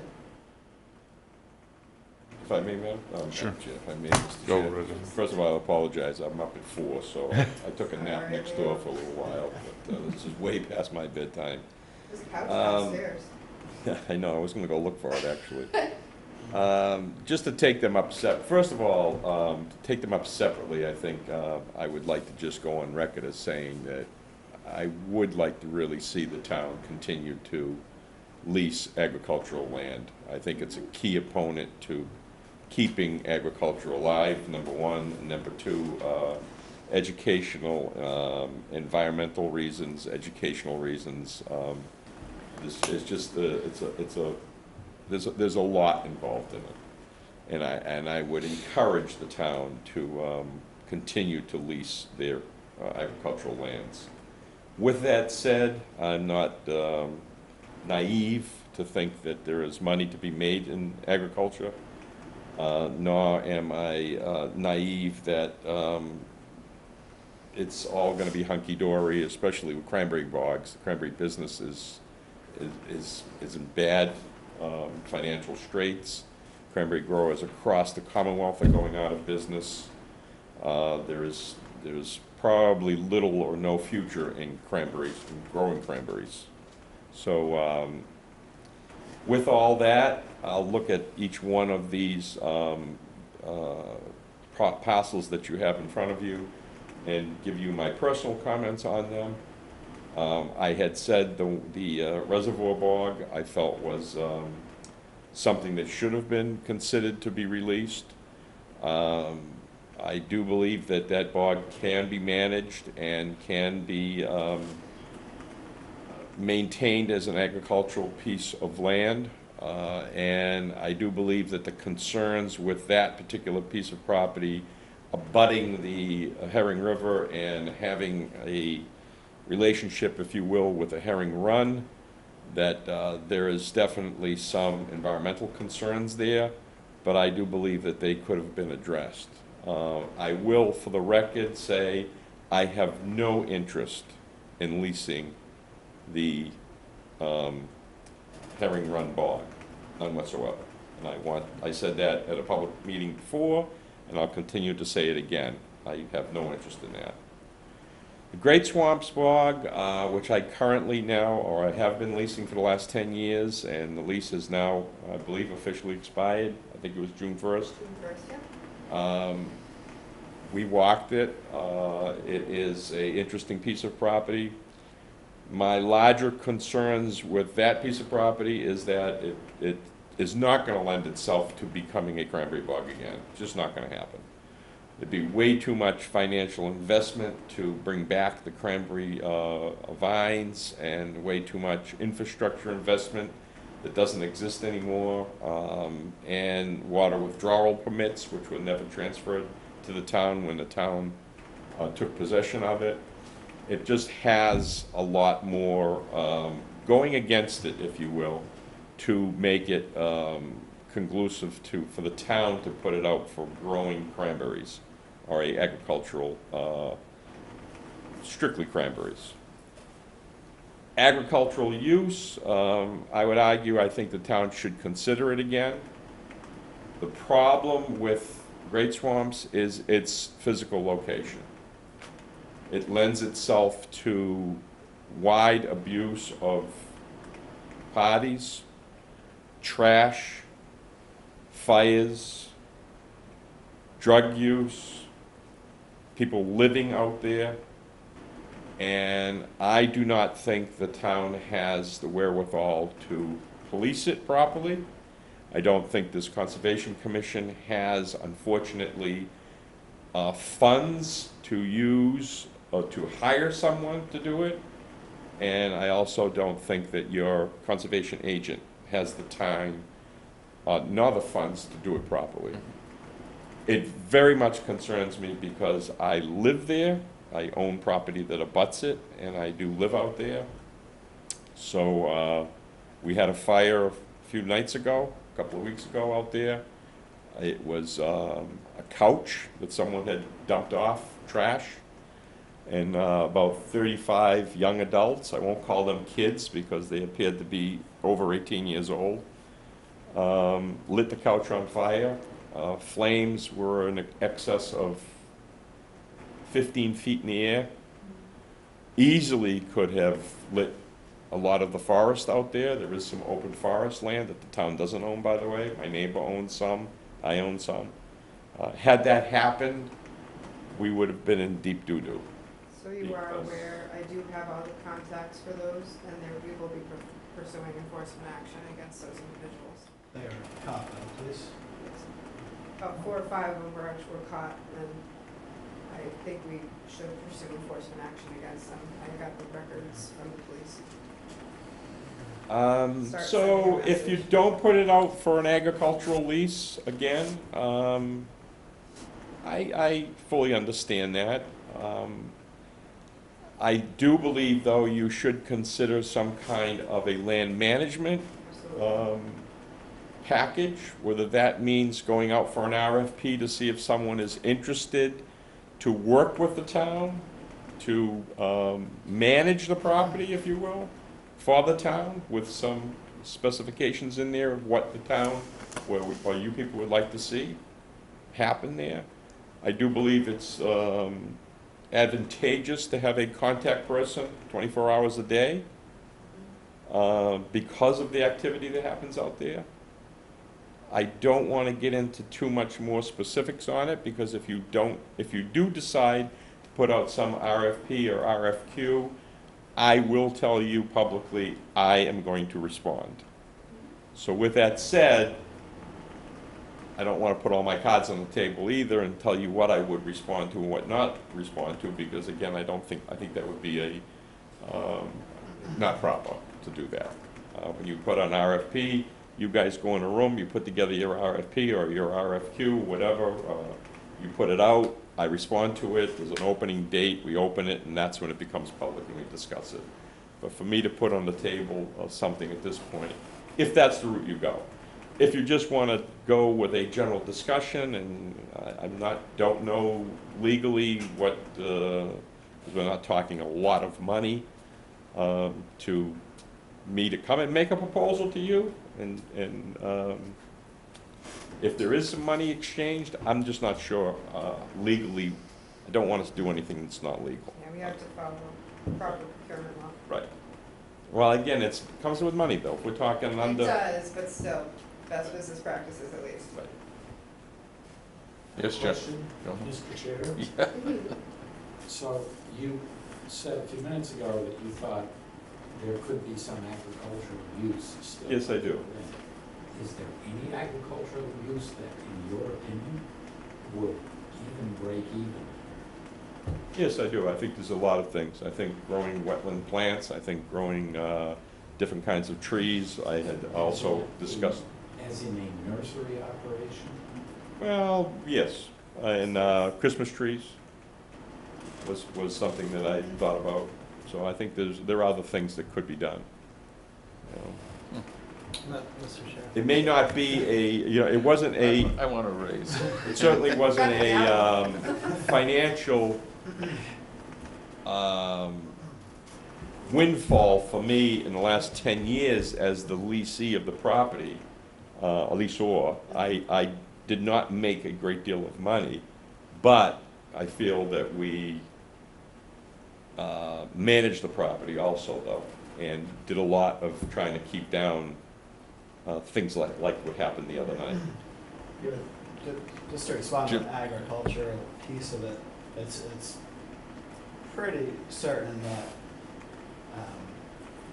they'd have to file a notice of intent to disturb that wetland at this point. Yeah, it's That's not right. That's currently. Whether or not Right, so it's not even.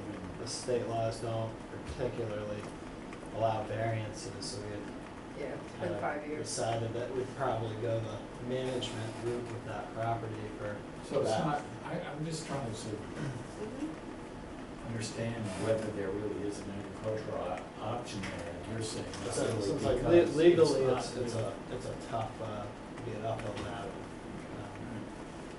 We would really have to get, I think, in my professional opinion, a priority on this property is the management of the property. And so, we need to get that under control. Yeah, Leo, thank you so much for helping us all these years, but we gotta take more of a role in we that, do so. have the volunteer stewardship position that Leo could, sounds like he would be interested in. And that's very helpful to have someone like that, but yeah, we want to, do some, come up with a real management plan. Stop the cars from There's driving going to be a so lot of far. activity in there now. There's going to Yeah. be people trying to launch boats in there. There's going to Yeah. be people Yeah, backing vehicles up into the I water. wanna talk about gating that road. Jersey barriers, maybe, for the time So being. there's no allowed access, whether it's a gate or just simply closed off. And we've been talking about some funding for fencing and signage, and we've, talked to the police chief Yeah. before about enforcement, and he's, somewhat amenable to sending patrols out there. And, if you do a little bit of that, you can knock the activity down. I mean, it is possible. And I think that's Take a step to our responsibility to do. to start with that, the biggest thing is blocking access to vehicles.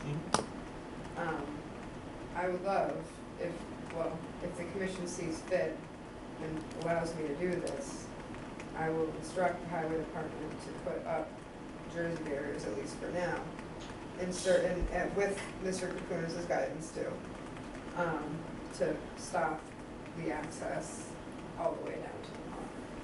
So, do we need to leave fire access?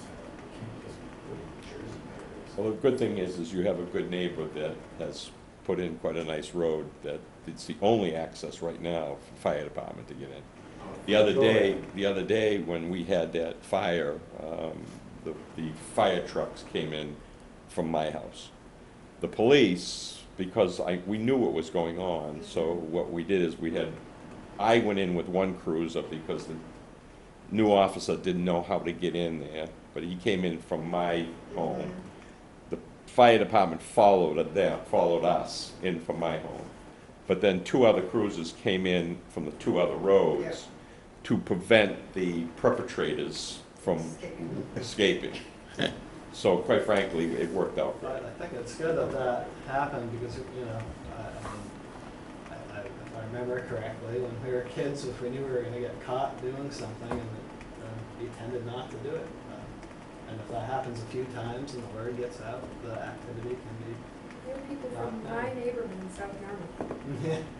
I looked at their street addresses, I said, Well, I think right now it has a little bit of a reputation as Yes. a place to do that. Of course. And if we can make it. Well, I had a certain relationship with some of the people, especially if they were, you know, young people are gonna party, and maybe deservingly, they should have a place to party, but I don't have a problem with the sand pit. I didn't have a problem with doing certain activities that Right. didn't something really like ruin they did things. the other night. But it's could've very, been very really bad. difficult to Yeah.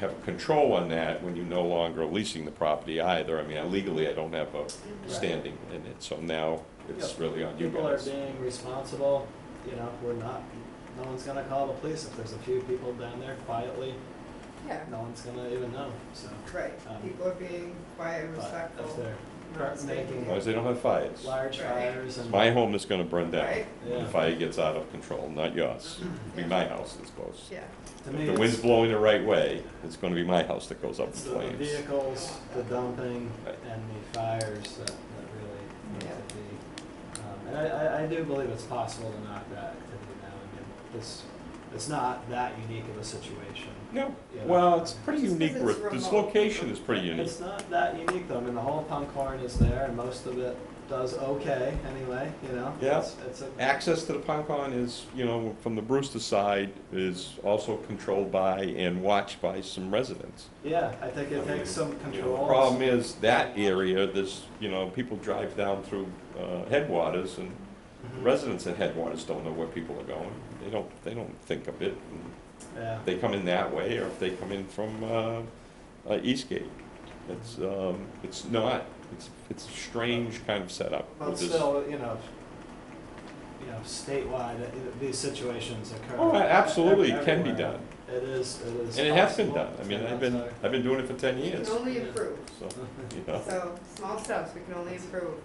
So Um, if you're not in favor, and I get it, if you're not in favor of the Jersey barriers, because in the event of a fire, they are harder to move. I am in favor of the Jersey Oh, barriers. I No, didn't she- know if you had- Absolutely. He I said have there access. is We have access. access, fire access. Okay. No problem. Okay. Fire access. Yeah, I'm in favor of closing that road off, and we could say, we're closing it temporarily with Jersey barriers until the situation's under control, maybe someday can gate it or something, but. I just remember, I mean, talking to Leo, and seeing it, I mean, you put up substantial gates there. and they I had just pull them substantial down. gates there. They have pictures of them putting chains on them and So I'm pulling them thinking out, something. pulling them down, so. Yeah, Um, I think, you know, in conjunction with that, we have to ask the police to do some Yes. preemptive patrolls on, you know, Friday, Saturday nights for a few weeks. And, Get the word out, it's the at start of the summer at the right season. time, and hopefully, you know, make some progress with it. I think if we work closely with, I mean, my biggest concern is the fires, and I'm very pleased and happy to work with the town and fire department with gates and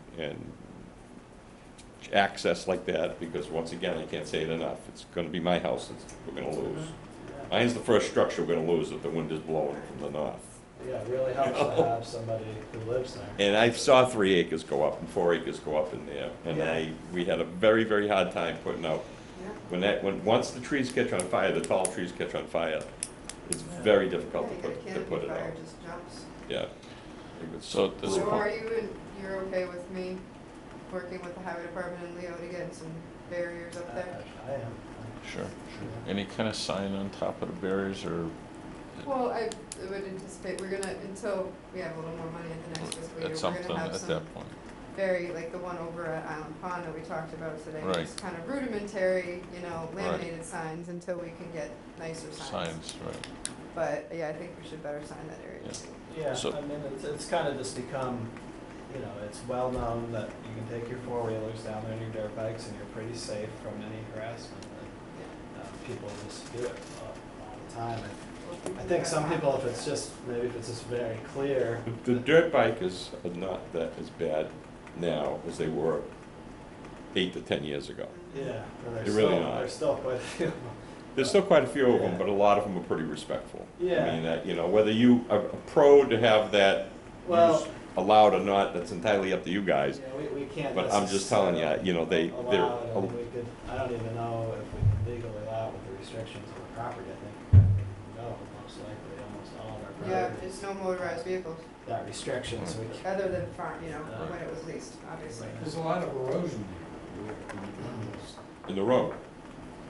Well, it's that whole bank where they Thank seem to be, Well, that's The sandbank there. That's the sand pit, that, yeah, but that would grow in, wouldn't it? If it Over was left time. alone. Yes.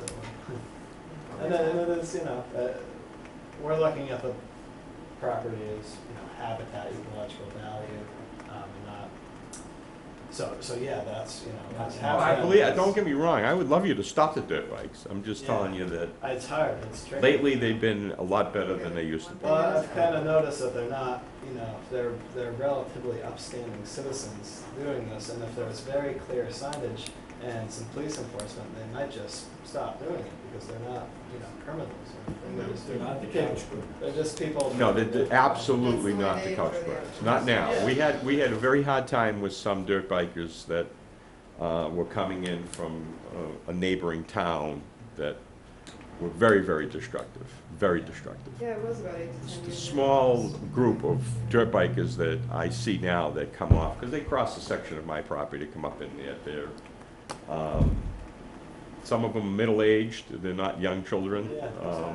They are very respectful, they stop, they talk, Mhm. they pick up trash, they're just out there to enjoy their sport, you know, Yeah, so I agree with that. it's Whether or not- a lot better now than it used to be. You know, we probably can't allow any, I mean, we could, you know, the town could talk about allowing dirt bikes, but I mean, it becomes such a. I wouldn't legally allow anything, Yeah. but I'm just, I make the statement just so you'll know that it's not as bad as it used to be, that's But all. but at this point, I mean, we can't decide anything tonight regarding Great Swamp, other than it's, Not to decide, well. we're gonna have to have further you can- discussion. You technically could, I mean, it's on the agenda for a vote, but I would think that we'd want more people, Brad to be here. And have further discussion about Yes. what we might do with that land. Yes, but I think in the meantime, regardless of leasing it It- or not, Right, start stepping up on the other things. right. Yeah, I think we should do that. Cool. Is that And something we'll we be in need to vote touch. on? No, So that was just Great Swamp, so you still wanna talk about these other two? From Main Street. Well, I talked about the first one, which I have no Right. interest in. I just feel my agricultural connections that I have to at least ask that you consider leasing it, but Right. we don't have to Well, discuss we that tonight, actually- believe me. I think you guys already We already decided voted. not to, so we don't have to go there. The Main Street property, I do lease, I do farm it. I have, the RFP states that not only do I grow cranberries there, but I have other agricultural uses under 128 1A, which is, I raise livestock there. I am very interested in releasing that bog. That lease is up in 2 years. I Oh, asked. releasing, not releasing. As in leasing it again. Leasing it again, Again. yeah. Instead of Letting it Oh, go. really? Yeah, No, no, yeah, no. that's what Releasing. I heard I'm originally. sorry. I would like to lease again that bog. And again, I'm not gonna get into the particulars of what I would do there, other than just tell you that I've been there for 20 years and have been a huge advocate for agriculture, probably, is this gonna be on TV? You are on TV, yes.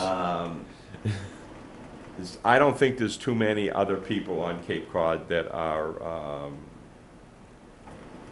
as familiar with and as well-known in the agricultural world as I am. I'm very well respected in every town on the Cape. Conservation agents, Board of Health agents, I've worked closely with all of them. I was president of the Farm Bureau for 12 years. I think that I have done a lot of good for agriculture, and a lot of it stems from that piece of property, and I would like to continue that as my last leg of legacy, I guess. For cranberries or everything? Everything. Yeah. I cannot make it in the cranberry business. Cranberries, if you're going to limit it to cranberries only, I would probably still lease it because of the buildings and the monies that I have invested in the infrastructure. But if you do put an RFP out, I would encourage you not to do it strictly for cranberries only. I don't think you'll get any responders, number one, except for me, and I think basically what you'd be doing at that point is tying my hands to do anything else there, which I think is conclusive to that piece of property. I think that piece of property lends itself to very, very nicely to be used for other purposes, agricultural purposes. There is a situation, and I want you to consider if you do decide to put it out for a lease, there's a consideration of access. And quite frankly, I do not think, and nor would I probably be responding in my RFP, that I would be encouraging free and open access to the property. It's a unique situation when you have an agricultural business. My animals are all insured. They're insured against doing damage to people and property if they get loose. And my insurance, anyone's insurance, if you expect them to carry insurance on the property, would probably triple if there were unfettered access to the property. Because if you have sheep running around and you have a ram sheep, they're noted not to be the friendliest animals, and they butt a citizen of Harwich who is just roaming around the property or taking a walk around the property, that can be a problem. I have a hoss I personally have a hoss that does not like dogs, has killed a couple of dogs on that property from people who were walking their dogs there, not on a leash, and their dogs went after the hoss, and the hoss defended himself, and so that's just something that you need to consider. Again, if you do decide to put it out for an RFP, I will be bidding on it, and I will be looking forward to staying there for another 20 years. Other than that, I don't know what else to say to that, other than I'm trying. I've got a few comments on Main Street bogs. I am in favor of releasing it in some way for agriculture. But I'll anyway probably be pushing for some differences. One thing is managing some of the invasive, what we consider invasive species on the property, the knotweed. Yep. There might be some bittersweet too. I know that your bees might like that knotweed, but it's, really is pretty detrimental to the habitat situation. So we might be looking at, it's been $1,000 a year, or is that correct? No, Is it? not Main Street. Main Street is based on a sliding scale. It goes up 2.5% every year. Okay. Total money that I've paid in is over $60,000 in 20 years. In 20 years, so roughly 3,000 per year. Roughly about 3,000 a year. Well, which is, by the way, far more than any other cranberry grower has paid the town for lease. yeah, I didn't realize it was at that rate. Still, it is quite low for, a 20-acre property. So I think, and to me, that the money part of it isn't important. It's more the management part of it, and I'd be looking to see improvements to the ecological health of the property through that invasive management. It's tough when you're organic. So, I mean, I'm not going to get into what I would respond back to an RFP because I don't think that's proper at this point. Right. But at this But point, I will you're give just you really, some, you're I'm interested gonna in give you releasing some, it. Absolutely. Right. But I will give you some insight so that when you put the RFP But together, yeah, if you're gonna mandate that something be organic, you went through that last it's time. gonna be very difficult. And I kind of agree with you, and there's some things that, you know, organic certification allows that we may not want either. So we might put specific restrictions, not necessarily that it has to be organically certified, but that it. And for the record, I am and have been for 20 years. Yeah, I organically understand certified. that. But we're very interested in reducing nutrient loading. That's just such a problem in the town, so we'll probably be taking a hard look at that. And maybe there'll be some room for some level of chemical treatment to the knotweed. There's some methods of that that really are not very impactful through injection. It all really depends on, again, who you want to attract to lease the crop, and Okay. what you want to do, because my Yeah, crop, but I can get a lot more from my certified again- organic crop than a I don't know, I'm not. But again, that- I'm just saying that I we're wonder looking if to manage the invasives. We'll look at on that. the adjacent upland, would that affect your 100 feet away from the crop. 100 feet? I have to report everything I do that's 100 feet away from the crop, even if my neighbor is doing it. Yeah, well, I think that, you know, that it may be possible, but that's still allowed with the right technique and the right product, and maybe it's, I'm not familiar with exactly where that knotweed patch is in relation to the bog either. Yeah. So that's 2 years from now, Amy? 2021, I think, or 2022. Yeah. I can't remember. And, you know, It's in here. I think it might almost be necessary to try another crop. But I think, you know, I might be interested in requiring that part of it stays as cranberries, because I think I as the 100% agree with that. cranberry business is probably gonna, you know, wither or, you know, kind of die out over the coming years. And I'm sure some people will hold on for a while, but it's important for the town to have. How about blueberries? Problem with blueberries is they don't, it's too wet. They don't like to have their feet as wet as the cranberries do. You have to, if you're gonna switch over to some other crops like that, you probably wanna look at the things that would be more No, that's, conducive to that's to the thing I miss on the Cape. Right. Blueberries? Yeah. We have There's a lots of beautiful blueberry blueberries. patch over on 134. Yeah, but it's, the ones I used to go to and where I lived, you'd be going all day long, 7 days a week for 3 months, or Not 2 months. I have a secret spot up in Truro, Wild Cash.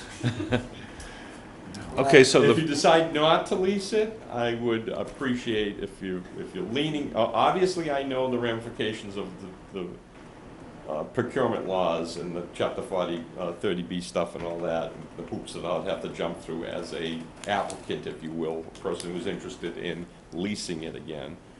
But if you do feel that you're leaning towards not leasing it, then I would appreciate, as your tenant at this time, as notice as soon as possible.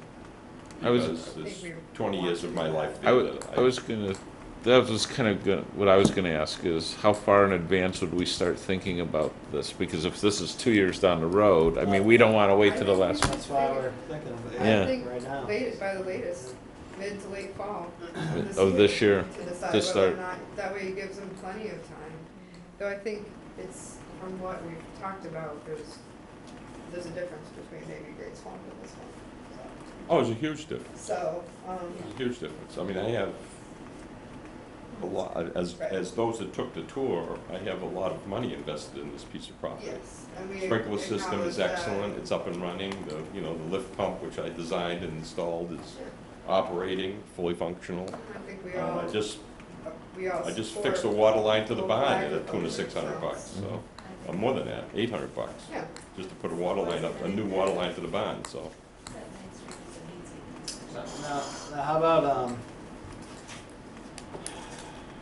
would you have any interest in some sort of cooperative lease or something like that? No, I won't, I That don't. could be tricky. Cooperative with who?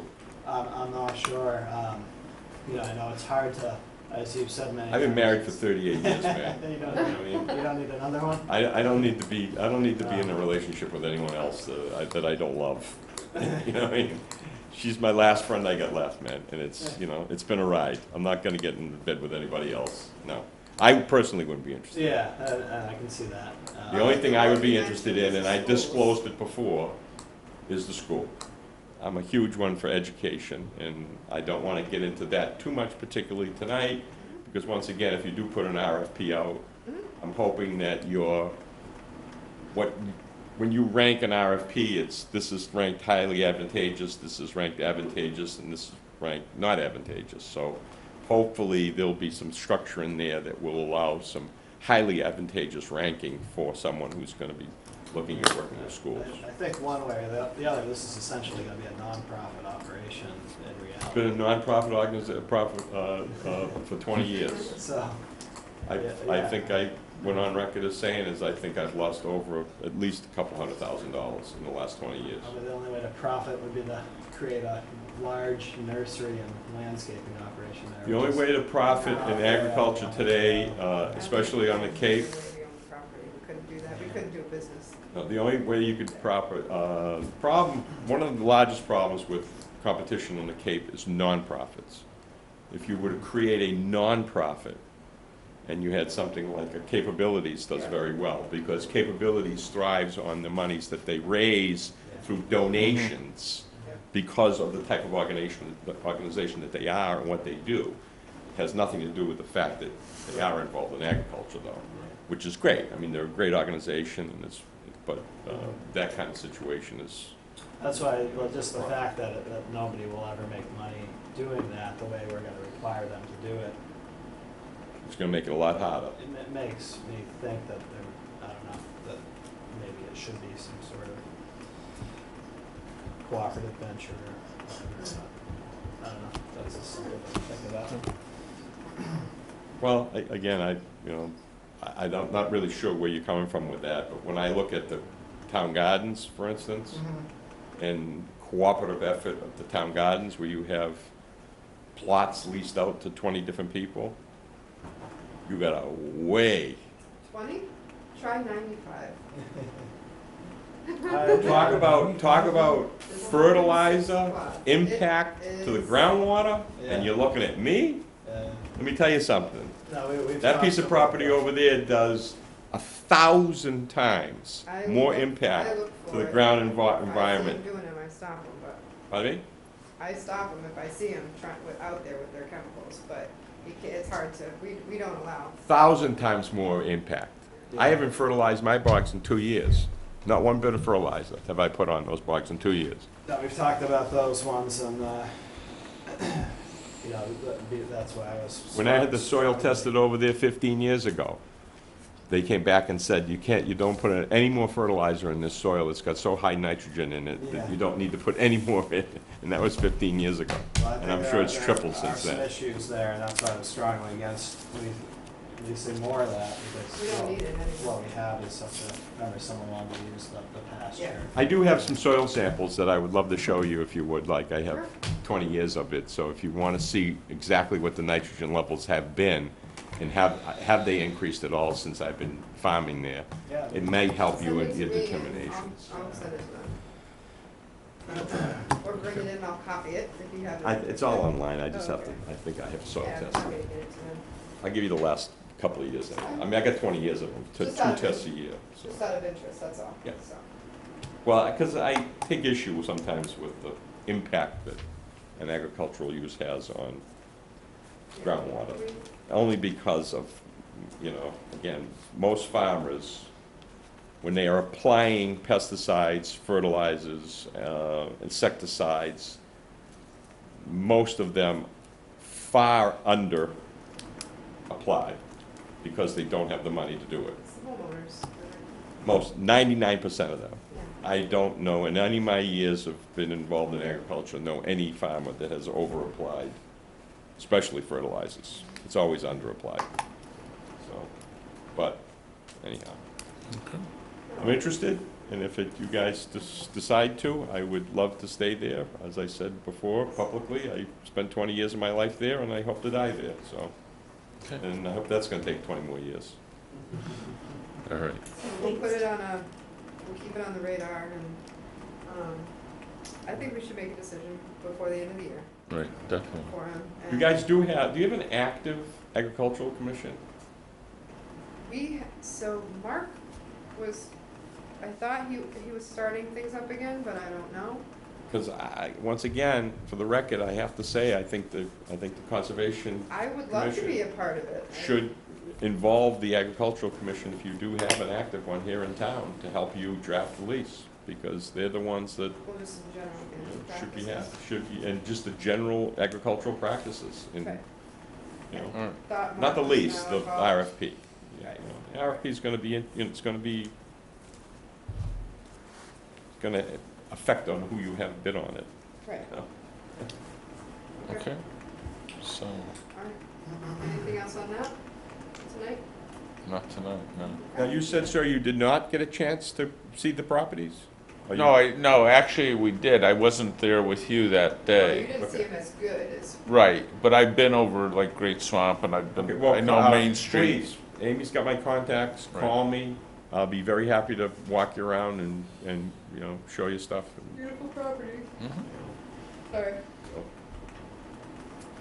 Okay. We're done? Yeah, we got a couple more things. we I'm gotta- going we to bed. gotta- we Thanks. gotta- Yeah, no, we got we're- a couple more things for us. Well, I do have to, I'll call you. Oh, you know where I live. Yeah. All right. Can we do the orders of conditions first and then go to the lawns? Okay, I was gonna ask you about Thank those. you very Okay, much. yeah, Thank should- you. Thanks, Leo. 522 P Lake Ave. right. It's fairly, I didn't have many conditions, because it's kind of a simple thing. The dock in says order conditions for 522 Pleasant Lake. It was the dock that had a chapter 91 license, but not our permission. They store it on a deck that's right there, that is permitted. That's the one along 124 there? Yeah, so, very few conditions. Basically, any alterations need to be approved by us and maybe chapter 91. I'm looking at the wrong one. We're almost done, I think. So, yeah, we don't have one for Red River. You do not. I was wondering where that, these are. Okay, no, okay, I had them in order. Okay, I had 24 Depot Road first, okay, so. Oh, no, that's all right, I had them.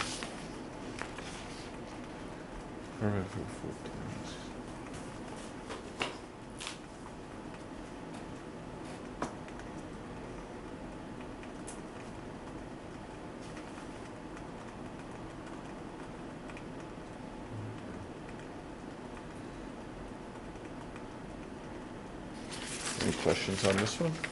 No. Okay, should we do them both individually then?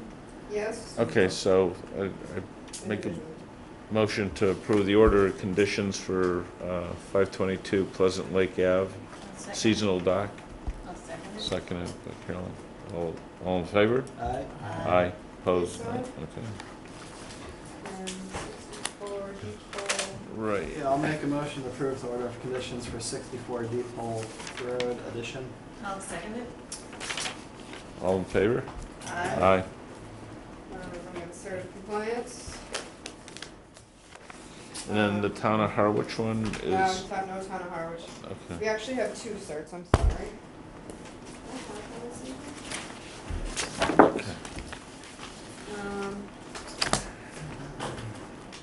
Well, I don't seem to have the Hennessy file here, but, so let's do, Robert and Clive B. Vadavas, 3 Lincoln. Okay, 3 Lincoln Ave. Permit was to tear down and rebuild. There was no condition for an as-built, but based on what I saw on the site was what was permitted. And I recommend approval of the certificate. Okay. All right. I'll make a motion to approve the certificate of compliance for 3 Lincoln Avenue. Second. I'll Okay, Carolyn. All in favor? Aye. Aye. Okay, I'm sorry I didn't have a chance to write this up, because I just found out later in the day. For Peter and Lisa Hennessy, for 637 Route 28, that was a dock on Winchmere Harbor. They were required to do a post-dredge survey, which they did submit, and it matched, I think the overdredge is, plus or minus 1 foot, and it was within that. And they have done their shellfish mitigation. They chose to go through the town to do it, so 2 years ago, they actually gave us a check. Okay. So I would recommend a certificate of compliance for Peter and Lisa Hennessy. I'll make a motion to approve a certificate of compliance for 637 Route 28. Second. Okay, all those in favor? Aye. I'm sorry, I do not have that paperwork, it doesn't seem, so, I will email you, but maybe don't kill yourselves, but sometime in the next week, if you can come in Did you- and sign it, that would be great. Did you Sorry. get those other signatures you needed? Yes, Okay. we did, thank you. Sorry, don't know what happened is. So, there's no minutes, right? There's no minutes, so we just got the Okay, lawns. so just the lawns. You wanna do that tonight? Yeah, It's- it'd be nice to get it done. That's what I figured. It looks pretty good to me. You caught one thing about, you were talking about redundancy, or not redundancy, but things that contradicted each Well, other. there were two things. One, when I was talking to you, you were typing changes. And that- Right? Yes, I was, I'm sorry. I was laughing because I should have been listening to you. Oh, you were, I I don't know what you mean by that, but that's all right. No, Whatever. if I wasn't listening, but I was listening. No, that's, where's the, That, You know yeah, what? go ahead, on yours. let me find it online. So I took the comments from the meeting and tried to incorporate them, especially when talking about, we wanted to know like a date for the underground irrigation, when that changed. So in 2008, it was not spoke about at all. So July 1st, 2011 was the date that we started having regulations about underground irrigation needing permits. So that's a new bullet. So that was good. But one thing, it's kind of a minor comment, but I don't really feel that this exception comment is necessary with Where is it? relation to the sod. Okay. I just don't think it's necessary. I mean, I don't think, if someone's coming with a mitigation plan and they have bare area, I mean, we're not gonna say, no, you can't do that because it's sod. I right. just think that's really unlikely. Okay. So maybe I could just omit that. Yep, I'm just gonna omit the exception may be sod that is composed of purely native vegetation and all that. Yeah. So. What did you have? Well, one thing I told you about was you made changes and, We're on 3, no disturb zone? it was in this paragraph. Okay. Notice an existing lawns the be shall? reduced as, yeah, right, you changed that sentence in this. You already changed it in here. Yeah, I thought I printed So- off a new copy on this one. And, wait, an existing lawns, no. No, Oh, yeah. shall be or should be. I was suggesting shall. Yes. So my point to her was in that first sentence in that same paragraph, says no new turf or sod lawns are permitted within the wetland resource area of the 100-foot buffer zone, and existing lawns be reduced as mitigation. Well, Should say To shall. me, that's, it should say either shall or may. We're putting shall. right. Yeah. Which one do you want? May might, I mean, shall, maybe, I don't know, It's just confusing language the way it is. it should absolutely be either may or Actually, shall. I like may better because not in every situation are we gonna consider Right. lawn reduction mitigation. Yeah, I think that, Okay, all right. may, I agree, there needs to be a word there. yeah, And I made a more general comment, which is that in this paragraph, it's saying basically no irrigation within the 100-foot buffer. I believe that's what that paragraph. without a variance, right? Without a variance, but then in 106, it's making a distinction between 0 to 50 and 50 to 100. And it seems confusing to me, but I'm not sure. Right, on the end it says, the commission may allow permanent underground irrigation on a case-by-case basis. That's a good, I like that one at the end. And maybe that's all we need is. So take it out, Where do the you other have one? that? It's on the last page. Oh, the last page. That's very clear there. I don't know if we need anything else in relation to irrigation. I'll take it out. That was the last thing that I added, so I didn't go back. That covers it completely. So you're gonna take it out of I'm gonna here? take it out of this. I'm gonna say under the paragraph we were first working on, no permanent underground irrigation system shall be permitted in a buffer zone unless given by a variance. And so I did put the same language now, right after that, permanent underground irrigations that were installed prior to this. I put that there and I put it at the other end. I thought it made sense both places. Yeah. Well, it's good to have that on there. Okay, so I'll check that for other redundancies, but. But, yeah, we have the basics that within the wetland resource area and it's 100-foot buffer zone, no fertilizers and everything. One thing I thought we might be able to stick in there is the riverfront area as well. Yes. Within the 100-foot buffer zone or riverfront. They need a area. permit, right? Huh? It would need a permit. This is in relation to fertilization. Oh, then, yeah, no. I think, because the 100 feet to me is nowhere near enough, it's just what we can. Right. I'm sorry, I was still on irrigation. But in the riverfront, that'd be great, and that would cover a lot of properties on Wet Herring River anyway.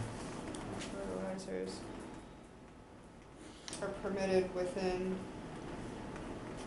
wetland resource areas, buffer zones, 100-foot buffer zone, and riverfront area, 200-foot riverfront area, okay. So, I have one other thing that just came up, which is the loam depth thing. Oh, right. Which I was reading the older versions of this, and they were putting 6 inches. Whoever it was, When? she was talking about only 4 inches. You were suggesting that maybe we didn't care, but my point is that it's sand everywhere, and so if you only have 2 inches of lawn, the lawn's gonna dry out, and if we wanna get sod, if we want people to plant lawns that they don't have to irrigate, they don't have to feed, you need at least 6 inches, because all the water is gonna disappear immediately. I mean, in my yard, I know that. That's why I have mulch. Well, there are some places where, the landscaping guys just they didn't put down enough loam, and it's impossible to grow grass there. I mean, the water just disappears. I know. Plus, with a lot of loam, it cuts down on the need for fertilizer. Well, if you wanna put, if we can put the language back, about minimum of 4, or 4 to 6 inches? It was 6 before. Yeah. I'd like to know what other people think, 'cause Is Lily of the Valley invasive? Technically, yeah. Because it's all over my yard. It's all Yeah, over. it's, In pretty Connecticut, for a in couple Connecticut, I weeks, couldn't and then even, we tried we put a little bit in one spot and it never spread. I don't think it's prohibited to be sold, but it's pretty aggressive. It's pretty aggressive. Okay. No, I said I don't think it's prohibited for sale, but it should be. No, it's where we- that bad that it might be. But in my yard, it doesn't matter if there's a broom seed at all. Yeah. Not mine. So do we wanna do we wanna add anything about the loam depth, or? It's not important to me, particularly, I think, people would, landscapers and all that should know that. Nobody put in there, it doesn't bother me if it's in there either. I mean, do you think we should be requiring that loam depth thing? I mean, we're not encouraging lawns anywhere, ever, so. Well, we Yeah, but corrected we're- her tonight, so. Well, John corrected. I wouldn't have known whether it should be 4 or 6 I don't feel inches. super strongly about it, it's just the point. It puzzled me why it Call it 5 disappeared. inches. I don't know if that should be in here though, in terms of And the who depth of really the measures loam. it? I don't know, I think that's kind of that's probably one that wouldn't get a lot of, notice or I don't- yeah. enforcement or? Yeah. But it's up to you if you wanna have it in there, it's fine. So, Just one though, just to get the language just right, on the place where we said, existing lawns may be reduced as mitigation. I think the correct way to say that is existing lawns may be required to be reduced. That's a very clear way of Yeah, I like it. saying that. Okay. I don't know, with those changes, do we vote on it tonight? Nice to get done. I thought we were basically here 8 months ago, so it'd be nice to Yeah. get back. What do you want as an effective date? Just as soon as possible. July 1? Yeah. To make it easy? And we've been enforcing this anyway all Yeah, along. right. So, or requiring it. Just like telling you the date, so July 1, good? so you wanna make a motion then? I'll make a motion to approve the changes discussed this evening to the loan regulations. The amendments, yeah. Beg your pardon? The amendments to the, I'm just amendments looking. to the loan. Any second? Second? All those in favor? Aye. Aye. Yay! And maybe, once we get it published or, reviewed and whatnot, we should just take a final look, make sure Yes. everything came out okay, or. I'll send it to you, sure. Yeah. Yeah. So, Send it to you one more time. It won't be this week, but early next week. Yeah. so I guess that's I it. think we're done, so Okay, if you so I wanna- make a motion to adjourn the meeting. Second. Okay, all those in favor? Aye.